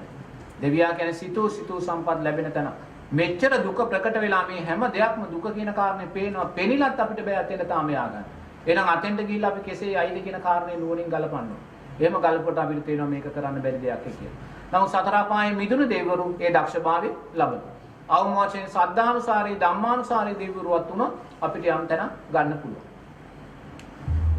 ස්වාමීන් වහන්සේ දැන් අපි මොන කුසල දහම් වඩලා වැඩලා අපි දිවි කෙනෙක් හෝ දිව්‍යාංගනාවක් වෙලා හරි දිවිතලක හිටියත් එහම ආයුෂ ඉවරන අවස්ථාව වෙනකොට මේ මනුෂ්‍ය ලෝකයේ ධර්මයේ තිබුණ නැත්තම් ඔව් කියන්නේ ලොකු භයානක ඔව් ඉතින් අපි ක්‍රිස්තියානි අම්මා කෙනෙක්ගේ මව කුසක නැත්තම් මුස්ලිම් අම්මා කෙනෙක්ගේ මව කුසක නැත්තම් හින්දු අම්මා කෙනෙක්ගේ මව කුසක ඉපදෙන්නේ වෙන දෙයක් වෙන්නේ නැහැ. ඉතින් බෞද්ධ අම්මලා කෙනෙක් නැති වෙන්න පුළුවන් නේ ධර්මය අදුව සම්දිත්තික භාවයෙන් නැති වුණා කියන්නේ බෞද්ධ අම්මලා සද්ධාව තියෙන අම්මලා ඉන්න අයත් ඔය මහායාන එක විකෘතින් වලට ගිහින්. ඉතින් එහෙම අම්මා කෙනෙක්ගේ මව කුසක ඉපදුනාම ආයිම සද්ධාව කියන කාරණේ සකස් වෙන්නේ නැහැ.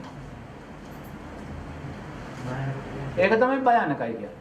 පින් කරලා අවුරුදු ලක්ෂ 2ක් අපි දිව්‍ය තලයේ හිටියත් වැඩක් නැහැ. මොකද අවුරුදු ලක්ෂ 25කට එහා යනවා ආයිම ශාසනයක් ඇති වෙන්නේ. ඒ නිසා මේ භයානක අනතුරු තමයි දකින්නේ. ආයිමත් ඇරෙනවා. ඒක කියන්න බෑ. ඒක කියන්න බෑ. අපිට කියන්න බෑ. ඒකයි කියන්නේ ඉතින් හැකිතා දුක දකිමින් දුකෙන් ඈත් වෙලා කුසලයේ වඩමින් කුසලයට විදර්ශනා නුවණින් දකිමින් ඉස්සරහට යන්න සැකේ කියන කාරණේ තියාගන්න එපා. අනේ මේ ජීවිතේ මට සෝවාන් වෙන්න බෑයි කියලා හිතනවා කියන්නේ විචිකිච්ඡාව. විචිකිච්ඡාව තියෙනකන් සද්ධාව සකස් වෙන්නේ නැහැ. විචිකිච්ඡාව බැහැර කරන්න ඕන මොන ප්‍රශ්න තිබ්බත් විචිකිච්ඡාවෙන් බැහැර වෙන්න ඕන. මම මේ ජීවිතයේ S2 පිය වෙන්න දශමයක් හෝ කියලා මම සතර අපායේ මිදෙනවායි කියන චිත්තය තුල ඉන්නවා. ඒ චිත්තයම තමයි Tamanට සතර අපායේ මිදෙන. එහෙම නැත්නම් සමහරු වෙන ස්වාමීන් පොඩ්ඩ වැරදුනොත් මම මෙතන එහෙනම් එයාට වැරදිනවාමයි. මොකද එයා විචිකිච්ඡාව තුල ඉන්නවා. එතනින් බැහැර වෙන්න ඕනේ. එතනින් බැහැර නොවෙන්න පුළුවන්. නමුත් බුදුරජාණන් වහන්සේ කෙරේ විශ්වාසය තියෙනවා. අපි නොවෙනවා කියලා හිතන්නේ තාම අපිට බුදුරජාණන් වහන්සේ විශ්වාසය බුදුරජාණන් වහන්සේ කියනවා නම් ධර්මයේ සම්දිත්තිකව තියෙනවා නම් චතුරාර්ය සත්‍ය පාය මිදෙන්න පුළුවන් කියලා අපිට විශ්වාසය නැහැ. එහෙනම් විශ්වාසය නැත්තම් කවදාකවත් ශ්‍රද්ධාව සකස් වෙන්නේ. එහෙනම් කොතනින් හරි අර වගේ තියෙන අවිශ්වාසී ඔක්කොම අනිත්‍යයි කියලා අතහැරලා දාන්න ඕනේ. ඒ අතහැරලා දැමීම තුළමයි අවබෝධය කියන කාරණේ අපි තුළට එන්නේ. අවබෝධය කියන කාරණේ අපි තුළට එන්නේ.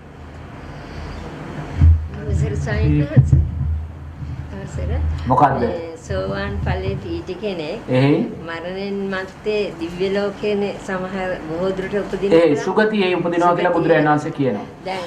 දැන් නැවත මනුස්ස ලෝකයේ උපදිනුත් සමහර විට මේ ධර්මයේ තියෙන තැනක නොතිබුණු මේ ධර්මෙ පිරීලා තිබුණොත් එතකොට මෙහෙමයි බුදුර මේ සෝවාන් ඵලයට පත් වෙච්ච කෙනෙක් නැවත මනුස්ස ලෝකයේ ඉපදුනායි කියලා කොතනකවත් සඳහනක් නැහැ.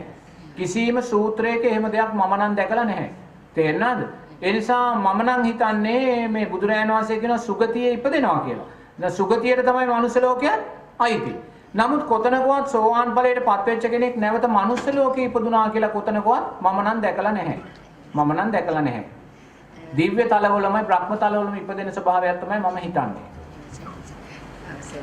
එතකොට ඒ දිව්‍ය ලෝක තුලදීම රහත් භාවය ලබන්න පුළුවන්. ඔව් සෝවාන් පුද්ගලයෝ 3 දෙනෙක් ඉන්නවා.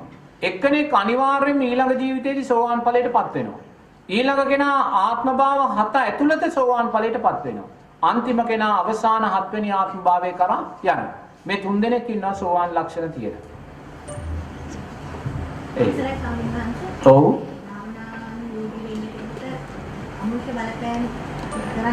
බෑ. භාවනා යෝගී ඉන්නවා. භාවනා යෝගී ඉන්න පුළුවන්. හැබැයි මේ තියන පුතේ මේ තියන. තේරුම් ගන්නයි.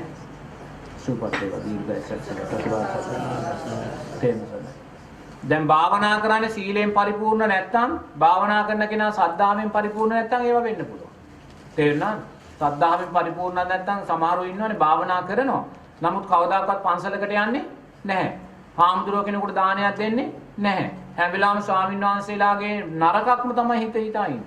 ස්වාමීන් වහන්සේලාට වඩා මං ඉහළයි කියලා හිතන් ඉන්නේ. ඉතින් ඔවෙනින් ඒ තුල කවදාකවත් ওই භාවනාව සම්මා සතියක් හැටියට වැඩෙන්නේ නැහැ. ඉතින් එහෙම නොවැඩෙන තැන්වලදී අර වගේ අකුසල් ක්‍රියාත්මක වෙන්න පුළුවන්. එහෙයි. ස්වාමීන් වහන්සේ අද සමාජයේ තියෙන ඉතා දරුණුම කියන්නේ බොහෝ ගැටීම් සම්බන්ධ ප්‍රශ්නයක් මේ පස්සේ නොවහන්න හිටිය ස්වාමීන් වහන්සේ මේක කියන්නකො මස් මාංශ ආහාරයට ගැනීම පාපයක්ද? Taman අනුභව නොකර අනුන් සඳහා පිළියෙල කිරීම පාපයක්ද? අනුභව කිරීම පාපයක් කියලා බුදුරජාණන් වහන්සේ කොතනකවත් දේශනා කළා නැහැ. නමුත් මම නම් කියන්නේ අපිට කියන්න තියෙන්නේ බුදුරජාණන් වහන්සේ කිව්ව දේ. අපේ තනි කැමැත්තට අපිට ධර්මයක් කියන්න බෑ. බුදුරජාණන් වහන්සේ කියලා තින්නේ කැමති නම් මස් මාළු කන්න. අකමැති නම් මස් මාළු නොකයි. තේරෙනවද? මගේ ගිහි ජීවිතේ මම පැවිදි වෙන්න ඉස්සෙල්ලා අවුරුදු 5ක් 6ක් 7ක් වගේ කාලයක් මම මස් මාළු කෑවේ නැහැ. මට මාළු කෑල්ල දකින්නකොට එකපාරට මාළුවෙක් පේනවා. කුකුල් මස් කෑල්ල දකින්නකොට එකපාරට කුකුලෙක් පේනවා. ඒ නිසා මම කෑවේ නැහැ. නමුත් පැවිදි වෙන්න මුල් වෙලාවෙත් මම බලඳුවේ නැහැ. නමුත් පැවිදි වෙලා යම් දවසක් යනකොට පස්සේ අපි ඉන්නේ මුලාවක කියලා තේරුණා. තේරෙන මුලාවක කියලා තේරුණා. මොකද බුදුරජාණන් වහන්සේ නමක් මේ ලෝකේ පහළ වෙන්නේ මේ හුදු පින ගැන කියන්න නෙමෙයි. ඒක හොඳට තේරුම් ගන්න ඕන. පින ගැන කියන්න ක්‍රිස්තුස් වහන්සේ ඉන්නවා. පින ගැන කියන අල්ලාහ්තුමා ඉන්නවා. බුදුරජාණන් වහන්සේලා පහළ වෙන්නේ හුදු පින ගැන කියලා පින කියන තැන ලෝකයා නතර කරන්න නෙමෙයි. තේරෙනවද? බුදුරජාණන් වහන්සේ නමක් සාරා සංඛ කල්ප ලක්ෂ ගාණක් පෙරම් පුරන්නේ පින කියන තැන අපිව කොටු කරලා තියන්න නෙමෙයි. අපි දැන් මේ පින කියන කොටුවේ කොටු වෙන්න තමයි මේ හදන්නේ ඔය මස්මාන්ද ප්‍රශ්නය තුල. බුදුරජාණන් වහන්සේ හදන්නේ මේ කොටුවෙන් අපිව බැහැර කරන්න. තේරෙනවද? කොටුවෙන් බැහැර කරලා මේ පිනත් විදර්ශනා නුවරට ලක් කරලා විදර්ශනා ඥානය සකස් කරලා දෙන්න තමයි බුදුරජාණන් වහන්සේ කෙනෙක් මේ ලෝකෙට පහළ වෙන්නේ. ප්‍රඥාව ඇති කරගන්න. හුදු පින කියන කාරණයෙන් බැහැර වෙලා විනේ අනිත්‍යභාවය ලෝකයාට කියලා විදර්ශනා නුවණ සකස් කරගන්න ප්‍රඥාව ඇති කර දෙන්න තමයි බුදුරජාණන් වහන්සේ කෙනෙක් පහළ වෙන්නේ. තේරෙනවද? නමුත් මේ මස් මාංශ ප්‍රශ්නේදී අපි ප්‍රඥාව කියන කාරණයෙන් හැම වෙලාවම බැහැරට යනවා. දැන් මම මෙතන දානේ වළඳනවා. දානේ වළඳනකොට දැන් මේක ඇතුලේ මාළු කූරියෙක් ඉන්නවා බැදපු මාළු කූරියෙක්. මහත්යා නිර්මාංශ කෙනෙක් මහත්යා දැකලා කියනවා හාමුදුරනේ ඔබ වහන්සේ මේ මැරිච්ච සතෙක් කනවා. මේක පාපයක් නේද කියලා. එතකොට මං මහත්යාට කියනවා මහත්යෝ මෙතන මැරිච්ච සතෙක් නැහැ. දැන් මෙතන මාළු කූරියෙක් ඉන්නවා. නමුත් මං කියනවා නෑ මෙතන මැරිච්ච සතෙක් නැහැ. මේ මාළුවා මේ වෙලාවේ දෙවියෙක් වෙලා ඉපදිලා ඉන්න පුළුවන්.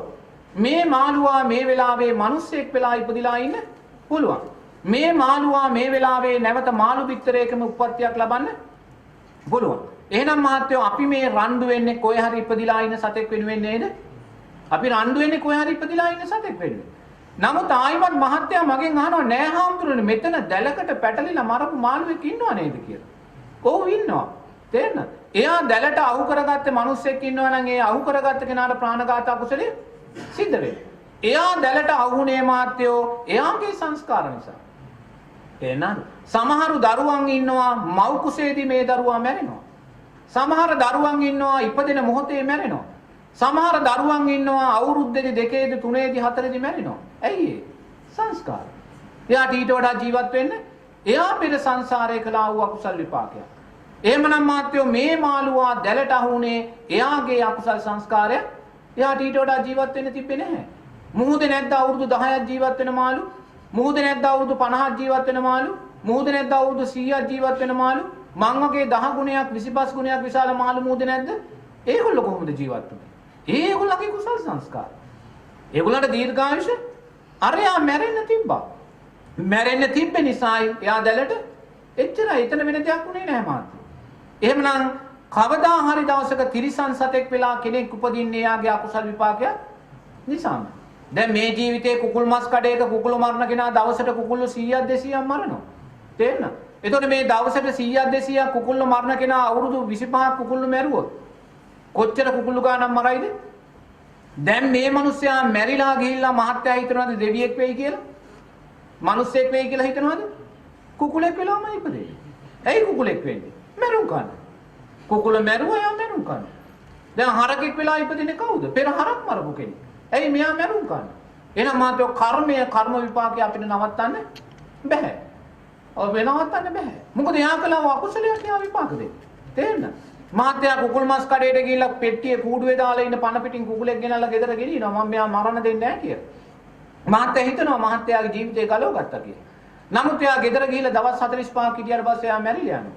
මැරිලා එයා ආයිමත් ගිහිල්ලා කුකුල් පිටරයකටමයි ආයිමත් එයා මැරුම් කරනවා. මහත්තයාට පුළුවන් වුණාද ගලවන්න? ඕක තමයි මහත්තයෝ මෝහයයි ප්‍රඥාවයි අතර තියෙන වෙනස. තේරෙනවද? අපි යම් දවසක අවබෝධ කරගන්න ඕනේ මහත්තයෝ මේ ඇස මගේ නෙමෙයි කියලා මම අවබෝධ කරගන්න ඕනේ. මේ කන මේ නාසය මේ දිව මේ ශරීරය මගේ නෙමෙයි කියලා මට අයිති නෑ කියලා මම අවබෝධ කරගන්නවා. මේ රූපය තුල සත්වයේ පුද්ගලයෙක් නෑ හේතුඵල ධර්මයන් සැදුන දෙයක් කියලා අපි අවබෝධ කරගන්නවා. එහෙනම් මේ රූපය තුල මම නැහැ කියලා යන්න යන ගමනේදී මහත්තයෝ මස් කෑල්ලක් තුල කුකුලෙක් ඉන්නවා කියලා දැක්කොත් අපිට යන්න පුළුවන්ද? මාළු කෑල්ලක් තුල මාළුවෙක් දකින්න නම් අපිට මේ ගමනේ යන්න පුළුවන්ද? දැන් රහතන් වහන්සේ කෙනෙක් ලෝකේ ඉන්නවා නම් මාත්‍යෝ එයාට දානෙට මාළු කෑල්ලකුත් පූජා කරනවා, කැරට් වෑංජනයකුත් පූජා කරනවා, මැල්ලුමකුත් පූජා කරනවා, පොලොස් වෑංජනයකුත් පූජා කරනවා. දැන් මහත්යා තමයි මේක කැරට් මේ පොලොස් මේක මාළු කියලා මහපී දකින්නේ. නමුත් රහතන් වහන්සේ එහෙම දකින්නේ එයාට මේ සියල්ලම සතර මහා ධාතුවක් විතරයි මාත්‍ය. එයා බෝංචි දකින්නේ යම්සේද මාළු කෑල්ලක් දකින්නේ ආ එහෙමයි. මොකද එයා සත්පුද්ගල සංඥාව බැහැර කරපු කෙනෙක්. එයා තුල තියෙනවා නම් මේක මාළු කෑල්ලක් කියන සංඥාව එයා තම චතුරාර්ය සත්‍ය දැකලා නැහැ. ඉතින් අපි ඔතෙන්ටයි යන්න ඕනේ. දැන් මම ඒක ආරණ්‍යක ඉන්නකොට ඒ ආරණ්‍යේ දැන් දානේ වළඳන වෙලාව. දානේ වළඳලා මීකිරි වළඳනවා. ඔතෙන්ට ආගන්තුක ස්වාමීන් වහන්සේ කෙනෙකුත් ඇවිල්ලා හිටියා. ඒ ස්වාමීන් වහන්සේ මීකිරි වළඳනකොට කියන්න ගත්ත ඊයේ මං ආරණ්‍යට එනකොට අර කැලේ මැද්ද මීහරකෙක් මැරිලා කුණු වෙලා ගඳ ගහනවා සත්තු කනවා මේ පැත්ත බලාත ඉන්න බෑ කියලා. මේ මීහරකගේ මලකුණ ගැන කිව්වා. කියනකොටම අර කිරි වළඳ හිටිය හාමුදුරුවෝ ඉක්කේය කියලා කිරි කෝප්පේ පැත්තකින් කිව්වා. ඇයි? කිරි කෝප්පේ තුලත් මීහරකේ දැක්කා. ඒක තමයි ආත්මීය සංඥාව කියන්නේ. ඒක තමයි ඔතන විදන්නයි බුදුරජාණන් වහන්සේ මේ ධර්මය අපිට කියන්නේ. තේරෙනවද? නමුත් මස් මාළු කන්න එපා. මං කියන්නේ ඕන කෙනෙකුට කන්න එපා කියලා. නමුත් බුදුරජාණන් වහන්සේ එහෙම දේශනා කළා නෑ. මමත් නොකා හිටියා. තේරෙනවද? අපේ පාත්‍රයට උදේට පිණ්ඩපාතය යද්දී පොල් සම්බෝලයි බතු ටිකක් බෙදුවෙත් තමයි මං කැමැත්තෙන්ම කන්නේ. තේරෙනවද? නමුත් කවදාකවත් අපිට මේවා ලැබේවා කියලා අපි ප්‍රාර්ථනා කරලා හිතාගෙන උදේට එළියට බහින්නේ. නමුත් කවුරු හරි අපිට හාල් මැස්සෙක් මාළු කෑල්ලක් පූජා කළා කියලා අපි ඒක ප්‍රතික්ෂේප කරන්නේ. නමුත් ඒක කවදාකවත් අපි හාල් මැස්සෝ මෑල්ලු හැටියට දකින්නේ නැහැ. මොකද මේ තෘෂ්ණාව නැති කරගන්නා වූ ගමනක් අපි යන්නේ. තෘෂ්ණාව තියෙන්නේ මහත්වෝ මාළු කෑල්ලේවත් පොලොස් වෑංජනේවත් පරිප්පු වෑංජනේවත් නෙමෙයි. තෘෂ්ණාව තියෙන්නේ වෑංජනයේ කෙරේ අපි තුලයි තෘෂ්ණාව සකස් කරගන්නේ. එහෙනම් අපි මාළු කෑල්ලෙන් බැහැර වෙලා පොලොස් වෑංජනයේ තෘෂ්ණාව සකස් කරගත්තොත් එතනක් තියෙන තෘෂ්ණාවයි මහත්වෝ. එතනක් තියෙන තෘෂ්ණාව. මොකද තෘෂ්ණාවයි නැති කරගන්න. තෘෂ්ණාවයි දුක සකස් කරන්නේ. එහෙනම් ඉලක්ක කරන්න ඕනේ පොලොස් වෑංජනේවත් මාළු කෑල්ලවත් කුකුල් මස් කෑල්ලවත් නෙමෙයි. මේවා කෙරේ අපි තුල තියෙනා වූ අන්න එතන තමයි ප්‍රඥාව කියන්නේ මහත්වෝ. මෙතෙන්ටයි එන්න ඕනේ. මෙතෙන්ට එන ගමනේදී කෙනෙක් මස් මාළු කන්න අකමැති නම් කන්න එපා. මගෙන් ඇහුවා ස්වාමීන් වහන්සේ මස් මාළු කෑපුවාම මට මෛත්‍රිය හීන වෙනවා කියලා. මං කියන්නේ එපා ඔබ කන්න එපා. මොකද මෛත්‍රිය අවශ්‍යයි සතර අපායෙන් මිදෙන්න. සතර අපායෙන් මිදෙන්න මෛත්‍රිය අවශ්‍යයි. ඔබ මස් මාළු නොකෑම නිසා මෛත්‍රිය වැඩෙනවා නම් ඔබ මස් මාළු කන්න එපා. ඒක කන්න එපා. නමුත් බුදුරජාණන් වහන්සේ අපිට සීලයක් හැටියට මේක දේශනා කළා. එහෙම නැතුව අපිට ඒක එහෙම කියන්න බෑ. එහෙම කියන්න බෑ. මොකද අකුසල් විපාකයක් දැන් අපි දෙක එක මහත්ෙක් හිටියා. එයා ස්වාමීන් වහන්සේ කෙනෙක්. බොහොම වයසට ගිහිල්ලා පැවිදි වෙච්ච සාමණේර හාමුදුරුවෝ කෙනෙක්. නමුත් මේ හාමුදුරුවෝ හරිම සිල්වත් ස්වභාවයෙන් හිටියේ. ඕන වෙලාවක ඇස් දෙක පියාගෙන තමයි මේ ස්වාමීන් වහන්සේ ඉන්නේ. අපි දානෙට ගියාම දානෙට වාඩුනාම දන් බෙදාගෙන ගිහියා එනකොට මං එයාට තට්ටු කරන්න ඕනේ. එතකොට තමයි ඇස් දෙක අරින්නේ. මොකද ඒ තරම් සමාධිමත් හිතකින් හිටියේ. ඉතින් මේව සමාධිමත් හිතකින් හිටියට මටත් මේ අඳුන ගන්න බෑ මොකද්ද මේ සමාධිය කියලා. මොකද හැම වෙලාවෙම එහෙම ඉන්න ක්‍රමයක් නැහැ. නමුත් මෙහෙම ඉන්නකොට දවසක් ඒ කාලේ ටිකක් ඈත ආරණ්‍යක හිටියේ මේ රෑ 6ට විතර මේ හමුදාවේ කට්ටියක් ගිහිල්ලා දින ඔය කුටිය හරහා. යනකොට මේ කුටිය එකපාරට මේගොල්ලෝ දොර ඇරලා බලනකොට මේ කුටිය ඇතුලේ දුම පිරීලා තියෙනවා. ඒ දුම කියන්නේ මේ මොකක් හරි සුකරාට් හරි මොනවා හරි මත්ද්‍රව්‍ය මේ පාවිච්චි කරලා කරන ස්වාමීන් වහන්සේ කෙනෙක්. මොකද මේ සාමණේර ස්වාමීන් වහන්සේ කෙනෙක් යා දුස්සීල කෙනෙක්. නමුත් ඒක කවුරුත් දැනගෙන හිටියේ නැහැ. ඊට පස්සේ දැන් මෙහෙම වුණාම දැන් අපි දැනගත්තා මෙයා මේ මත් වෙලායි මේ ඇස් දෙක පියාගෙන ඉන්නේ. තේරෙනවද? මත් වෙලායි ඇස් දෙක පියාගෙන ඉන්නේ. දැන් සංඝයාට අයිති නෑ. මොකද එක පැත්තකින් ඒ කියන්නේ සංඝයා කියන වයසට කියලා මහාන වෙච්ච බොහොම දුර්වල හාමුදුරුවෝ කෙනෙක්. නමුත් මේ හැම කෙනාම රැවටිලා හිටියේ. ඒකෝර දැන් අපිට තේරෙනවා මෙයා මත් වෙලා හිටියේ කියලා. එතකොට මම දැනගත්තා මෙයා කොච්චර පිරිසක් රැවට්ටුවාද කියන කාරණා. මොකද ඒ වෙලාවේ දායක පිරිස ආවොත් කවදාකවත් අපිට වන්දනා කරන්නේ නැහැ. යාට තමයි වන්දනා කරන්නේ. මොකද අපි ඇස් අරගෙන hina වෙවි ඉන්නේ. ඒ කියන්නේ එච්චරටම මිනිස්සු රැවටුණා අය.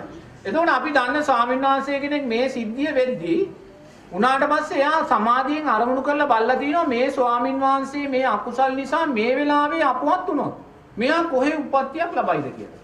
එයාට උතුම් සමාධියෙන් පේන්නේ මේ කළු පාට මාළුවෙක්.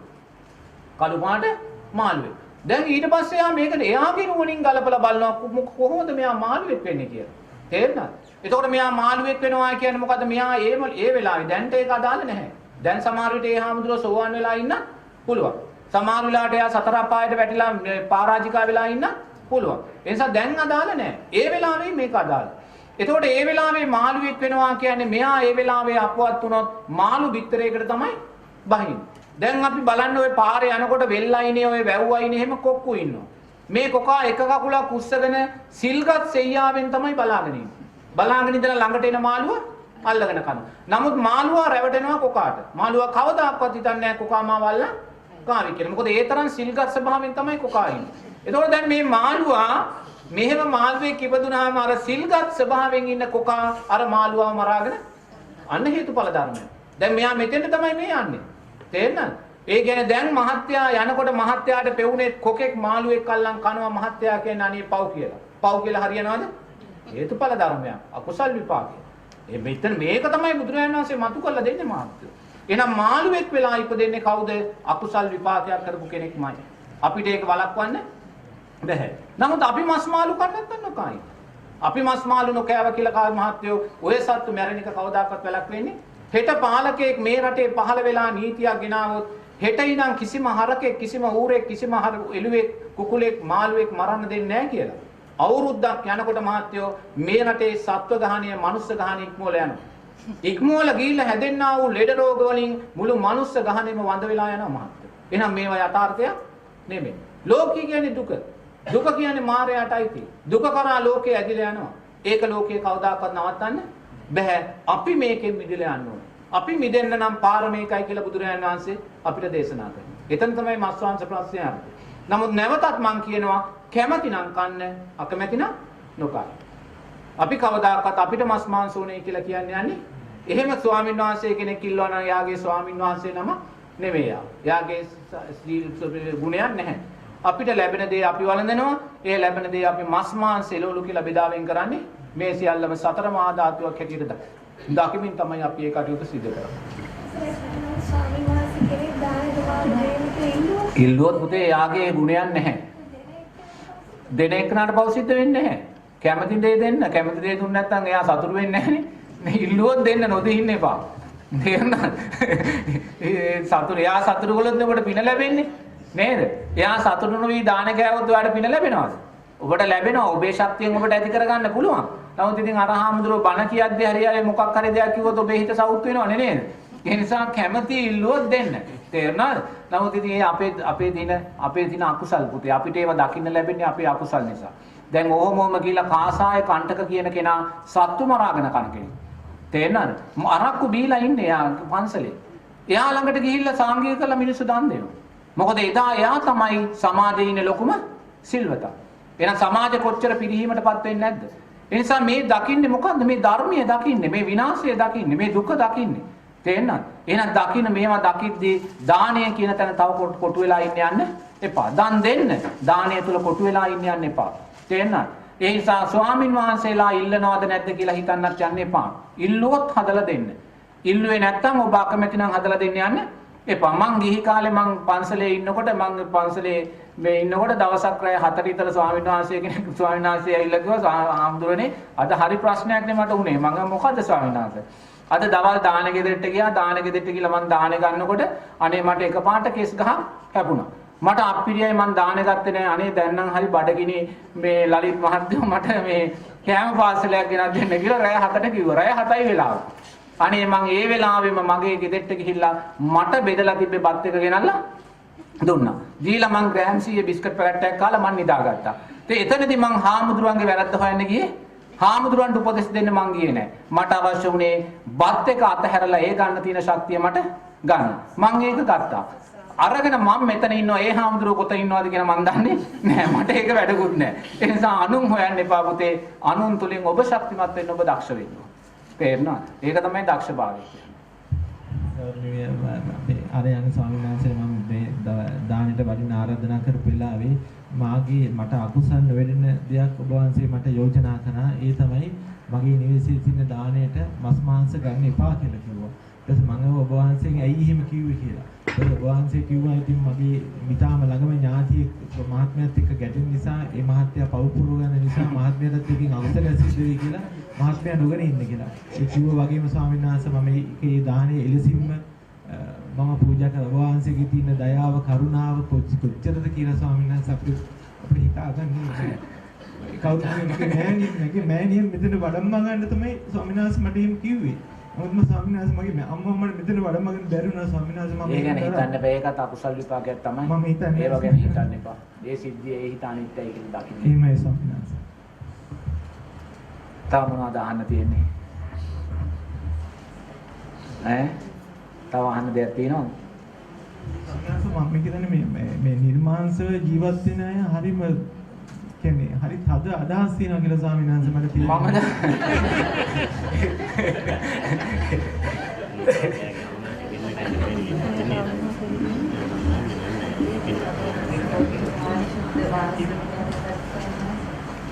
ත්‍රිකෝටික පාරිශුද්ධ මාංශය. ඔගේ අර්ථය මට දැන් නම් චුට්ටක් මතක නැහැ. දන්න කෙනෙක් ඉන්නවා නම් කියන්න.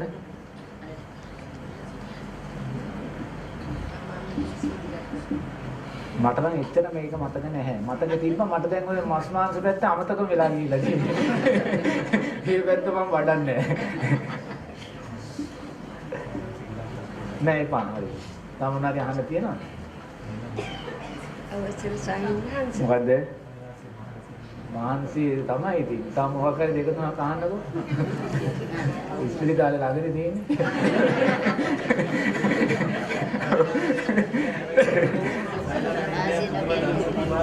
ඒ එතනනේ ආර්ථික ආරාධනා කරාම ඒ කිනා අහනවා ස්වාමීන් වහන්සේ තව පස්සේ කරන් ඉන්නේ. එහෙමයි. එතන ඒ තරම්ම ශ්‍රද්ධාවෙන් ආපු මේ උදාන වන්දනය මොන කුසලයක් තියෙන පින්වත් පිරිසක්ද කියලා මේ ඇවිල්ලා ඉන්නේ. තමනාරි තියෙනවද බලන්න. මොකද්ද? පොඩ්ඩක් ඉන්න පුතේ. මොකද්ද?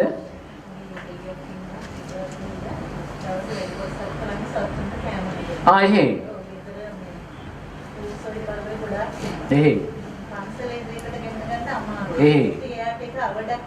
අනිවාර්යෙන්ම අවඩක් වෙනවා. ඔය මැරෙන හැම පූසෙක්ම මැරෙන හැම බල්ලෙක්ම යාගෙදර භූත සත්වෙක් වෙලා ඉපත්තිය ලැබුණා. භූත සත්වෙක් වෙලා ඉපත්තිය ලැබුවානේ යාට ආයිමත් ඔයාට ගැලවෙන්න හිත සකස් වෙන්නෙම නෑ. ඒ ගේ ඇතුළේම භූත බල්ලෝ භූත පූසෝ. දැන් පණ පිටින් බල්ලෝ 20ක් ඉන්නවා නම් භූත බල්ලෝ 50ක් විතර ඉන්නවා. මොකද අර මැරිච්ච බල්ලෝ ඒකයි බුදුරජාණන් වහන්සේ කියන්නේ තිරිසන් සත්ත්ව සංඥාවේ තිරිසන් සත්ත්ව සංඥාවට යන්න එපා. තිරිසන් සත්ත්ව හරි භයානකයි කියන්නේ ඒකයි. තේරෙනවද?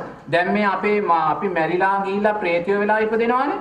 ඒ වගේ තිරිසන් සත්තු මැරිලා ගිහිල්ලා භූත ස්වභාවයේ සත්තු වෙලා ඉපදෙලා ඉන්නේ. දැන් භූත හරක්, භූත අලි, භූත එළුව, භූත කුකුල, භූත බල්ල, භූත පූස, භූත පරවිය මේ ඔක්කොම ඉන්නවා. භූත මදුරුවොත් ඉන්නවා. භූත තලගොයි ඉන්නවා. තේරෙනවද? භූත තලගොයි ඉන්නවා. දැන් අපි දන්න එක්තරා ස්වාමීන් වහන්සේ කෙනෙක් අපවත් වෙලා එයා භූත තලගොයෙක් කියලා උපත්ති ලැබලා තියෙනවා. මොකෝ යම් තැනකදී දුර්වලභාවය ලැබලා. එනිසා මේ භූත ලෝකේ සත්තු ඉන්නවා. තේරෙනවද? තිරිසන් සතෙකුට මනුස්සාත්මයක් ලබන්න ලේසි නෑ. තිරිසන් සතෙක් ලැබෙන අවස්ථා තියෙනවා. දැන් ওই දේවාල ආශ්‍රිතව හදන අලි ඉන්නේ, පන්සල් ආශ්‍රිතව හදන අලි, ඒගොල්ලන්ට මනුස්ස ජීවිත ලබන්න පුළුවන්. ඒගොල්ලන්ට මනුස්ස චිත්තයන් සකස් වෙනවා. ඊට මාතර ඔය ගෙවල් වල කරත්තේ බැඳලා ගෙවල් වල හුඟක් ආදරෙන් හදන හරක් ඉන්නවනේ. එවැනි සත්තුන්ට මේකක් ලබන්න පුළුවන්. ඔය සිරිසන් බල්ලෝ මේ පූස කවදාකවත් ඒ සත්තු දුකෙන් දුකටම යනවා මිසක් ගොඩ එන්නේ නැහැ. එනිසා ඒක හරි භයානකයි. ගෙවල් වල සත්තු හදන එක හරිම භයානකයි. මොකද ඒගොල්ලෝ මැරිලා ගිහිල්ලා භූත සත්තු හැටියට ගෙවල් ඇතුළෙම උප්පත්තිය ලබනවා. කියන්නේ එහෙයි.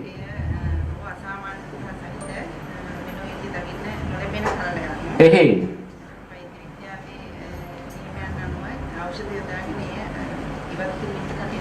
එහෙයි. එහෙයි.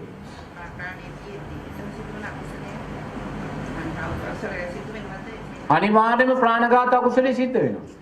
සංස්කාර වලට බෙහෙත් දීලා ඉන්ජෙක්ෂන් දීලා සනීප කරන්න බෑ. දැන් ලෙඩ ඇඳේ දුක් විඳිනවා. යා දැන් සුමානික තිස්සේ ඉඳන් ලතෝනේ දෙනවා. මැරෙන්නේ නැහැ. නමුත් දැන් හොඳටම වයෝ වෘද්ධයි. දැන් මේ වේදනාව විඳිනවා දැකලා දොස්තර මහත්තයා තීරණය කරනවා මෙයාට බෙහෙතක් විදලා මැරෙන්න අරින්න ඕනේ කියලා. එයා බෙහෙතක් විඳින මොහොතේ මෙයා ප්‍රාණඝාත අකුසලයේ සිද්ධ කරගන්නවා. එයාට ප්‍රාණඝාතය අකුසල ලැබිලා. දැන් මේ ගර්භාෂයේ ඉන්න දරුවා අංග විකල දරුවෙක් බව ඇත්ත. නමුත් අංග විකල දරුවා කියන්නේ එයාගේ සංස්කාරය. එතකොට එයාට බැරෙන්න බෙහෙතක් විදිනවා කියන්නේ අනිවාර්යයෙන්ම ප්‍රාණඝාත අකුසලය අපි සිද්ධ කරගත්තා. ඒ නිසා අපිට කවදාකවත් මැරෙන්න ඉන්න කෙනා මැරෙන්න කියලා ඉන්ජෙක්ෂන් එකක් ගැහුවොත් අනිවාර්යයෙන්ම ඒ ප්‍රාණඝාත අකුසලය අපිට තියෙනවා. ඒ නිසා මේ සංස්කාරයක් අපි ලෙඩ ඇඳේ ඉඳලා මේ ලතෝනි දෙන මිනිස්සයා කියන්නේ මොකද්ද? එයා අකුසල් විපාකයක් විඳින්නේ. ඒ අපිට දෙන සුවසේ යාට ඒ අකුසල් විපාකේ විඳ ගන්න අවස්ථාව දෙන්න. එහෙම නැතුව අපි ඊට ඉස්සෙල්ලා ඉන්ජෙක්ෂන් එකක් ගහලා නැති කළොත් එහෙම යා ගැටෙන හිතෙන් හරි කොහොම හරි මැරලා ආයිමත් සතර පායට වැටලා මීටත් වඩා දරුණු උපතකට තමයි යන්නේ. ඒකයි කියන්නේ මේවෙන් අපිට ලේසියෙන් ගැලවෙන්න බෑ කියලා. ඒ නිසා මේ කවුරුණත් කමන්නේ අපි ජීවිතේ නැති කරන අදහසකට ආවොත් ඒ අකුසලයේ අපිට තියෙනවා. නමුත් ඒ අකුසලයේ සිද්ධ වුණාට පස්සේ දැන් ඔබ ඔය කියන විදිහට දැන් ඒ වගේ මේ හුඟාත්ම අංග විකල කෙනෙක් නේ ඔය දරුගැබ. එතකොට ඒ දරුගැබ අංග විකල නම් දැන් යා මේ ලෝකෙට බිහි වුණත් අම්මාටත් ප්‍රශ්නයක් දරුවාටත් ප්‍රශ්නයක් නේද? ඉතින් එහෙම කල්පනා කරලා ඔබ මේ සිද්ධිය විදර්ශනාවෙන් ඒ කෙනා විදර්ශනා නුවණින් මේක දැකලා අනිත්‍ය සංඥාව වඩා ගන්න දක්ෂ වුණොත් ප්‍රශ්නයක් නැහැ. එයා ඒක අනිත්‍ය සංඥාවෙන් වඩා ගන්න දක්ෂ වෙන්න ඕනේ. තේරෙනවද? නමුත් ඉතින් ප්‍රාණඝාත අකුසලයට අදාළ අකුසලයේ එතන තියෙනවා. ඒකෙන් නම් බැහැර වෙන්නේ නැහැ. නමුත් අකුසලයේ තිබ්බත් ප්‍රශ්නයක් නෑ. ඔබ විදර්ශනා නුවණින් මේක දැකලා ඉස්සරහට අරන් ආවනම් ඒ ශක්තිය තුලින් සමහර විට අකුසලයේ යටපත් වෙන්න පුළුවන්. එහෙම නැත්නම් ඕක අපිට බලපානවා.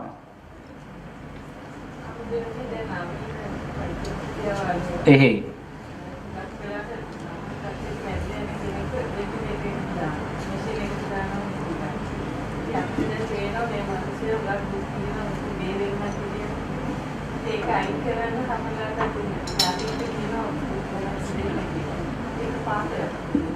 මම නම් ඒක පාපයක් හැටියටයි දකින්නේ. ඒක පාපයක් හැටියට දකින්නේ. එයා පාපයක් හැටියට දකින්නේ. එහෙම නැත්නම් මැෂින් වලට දාන්න නැතුව ස්වභාවිකව යාට මැරෙන්න යන්න දෙන්න ඕනේ. තේරෙන්න අපි අරකට දැම්මට පස්සේ අපිට මේ චේතනා සකස් වෙන්න පුළුවන්. තේරෙන්න. ඉතින් එහෙමනම් අර දැන් නවීන තාක්ෂණයේ ලෝකෙ ඉස්සරහට යන්නේ තව අපි අකුසලයේ තුලට ශක්තිමත් කරන ආකාරය. තව අකුසලයේ තුලට ශක්තිමත් කරනවා. ඉතින් ඒ නිසා අපි ඕවෙන් හුඟක් පරිස්සම් වෙලා ඉන්න ඕනේ. ඉතින් එහෙමනම් මැෂින් එකට නොදා යාට ස්වභාවිකව මැරෙන්න යන්න දෙන්න ඕනේ. ඉතින් අර එහෙම දැම්මොත් අකුසලයේ සිද්ධ වෙනවා. නමුත් ඔබලා චේතනාව ගලපා ගන්න ආකාරයට තමයි ඒක සිද්ධ වෙන්නේ. තේන්න? ඔබ තුල මේක සාධාරණීකරණය වෙනවා නම් මෙයා දැන් කොහොමත් පැයකට ඉස්සෙල්ලයි මැරෙන්න තිබ්බේ. මෙයා අනිවාර්යෙන් පැයකට ඉස්සෙල්ලා මැරෙනවා. නමුත් මේ මැෂිම දැම්ම නිසා මෙයා පැය භාගයක් වැඩිපුර ජීවත් වුණා. ඒ නිසා මම මෙයාට පැය භාගයක් ජීවත් වීමේ වරම ලැබලා දුන්නා කියන තැන ඉඳන් ඔබ සතුටු වෙන්න දක්ෂ නම් ඔබට ඒ අකුසලයේ වැටෙන්නේ නැහැ. තේරෙනවද? නමුත් ඒක දැන් ඔබ ගෙදර ඉන්න අයට කිව්වට පස්සේ ගෙදර අය හිතනවා නම් අනේ අපි මැෂින් එක ගැලෙව්වේ නිසායි තාත්තට මෙහෙමුනේ අම්මට මෙහෙමුනේ කියලා හිතන පාරක් පාසය අකුසලේ සිද්ධ කරගන්න. ඒ නිසා චේතනාහම් වික්කවේ කම්මං වදාමි. තමන්ගේ චේතනාව ගලපන්න ආකාරය තමයි තමන්ට ඒක සිද්ධ වෙන්නේ. මෙසයි ස්වාමීන් වහන්සේ යක්ෂය භූත පෙරේතයින්ද මනුස්සයන්ට බලපෑම් කරන්න පුළුවන්ද? බෑ පුතේ කරන්න පුළුවන්. තමන් දුර්වල නම් සීලෙන් දුර්වල නම් ශ්‍රද්ධාවෙන් දුර්වල නම් කරන්න පුළුවන්. එහෙම නැත්නම් ඒගොල්ලන්ට එහෙම කරන්න එන්න බෑ. මොකද එහෙම කරන්න බෑ කියන්නේ බැරි කමක් නැහැ. නමුත් ඔබලා සීලෙන් ශක්තිමත් නම් ශ්‍රද්ධාවෙන් දන් දීමෙන් ශක්තිමත් නම් සම්‍යක් දෘෂ්ටික බලවේග ඔබේ ළඟට එනවා. තේරුණාද? එතකොට අරගොල්ලන්ට ලං වෙන්න බෑ. නමුත් ඒගොල්ලන්ට බැරි කමක් නැහැ කරනවා නම් උතන ආරක්ෂාව තියෙන අරගොල්ල ඔබ ළඟට එනකොට මේගොල්ලන්ට එන්න විදියක් නැහැ. එහෙම තමයි ඒක ගලප ගන්න ඕනේ. එහෙම තමයි ගලප ගන්න ඕනේ. එහෙම පුළුවන් කියලා හිතන්න යන්න එපා ඈ. එහෙම නොවුවොත් හිත තුලින්ම තමා තුල සකස් වෙනවා ඔන්න මට කවුරු හරි පීඩා කරනවා කියලා. ඒක හිත කවුරුත් පීඩා කරන්නේ නැහැ. ඒ නිසා ওই පැත්ත වඩන්න එපා. ඔබ මිනිස්සෙක් නම් හැම වෙලාවම ප්‍රේතයා කියන්නේ සතර අපායේ ඉන්න දුර්වල සත්වෙක් හැටියට දකින්න. ඒ දුර්වල සත්වයාට මට කරන්න පුළුවන් දෙයක් නෙමෙයි කියලා දකින්න. එහෙම නැත්නම් තමාගේ හිත තුලින්ම තමා ප්‍රේතෙක් ඇති කර ගන්නවා. ප්‍රේතෙක් නෑ හිතෙන් තමන් දැන් ඇති කරගෙන තියෙන තමන්ගේ දුර්වලභාවය නිසා.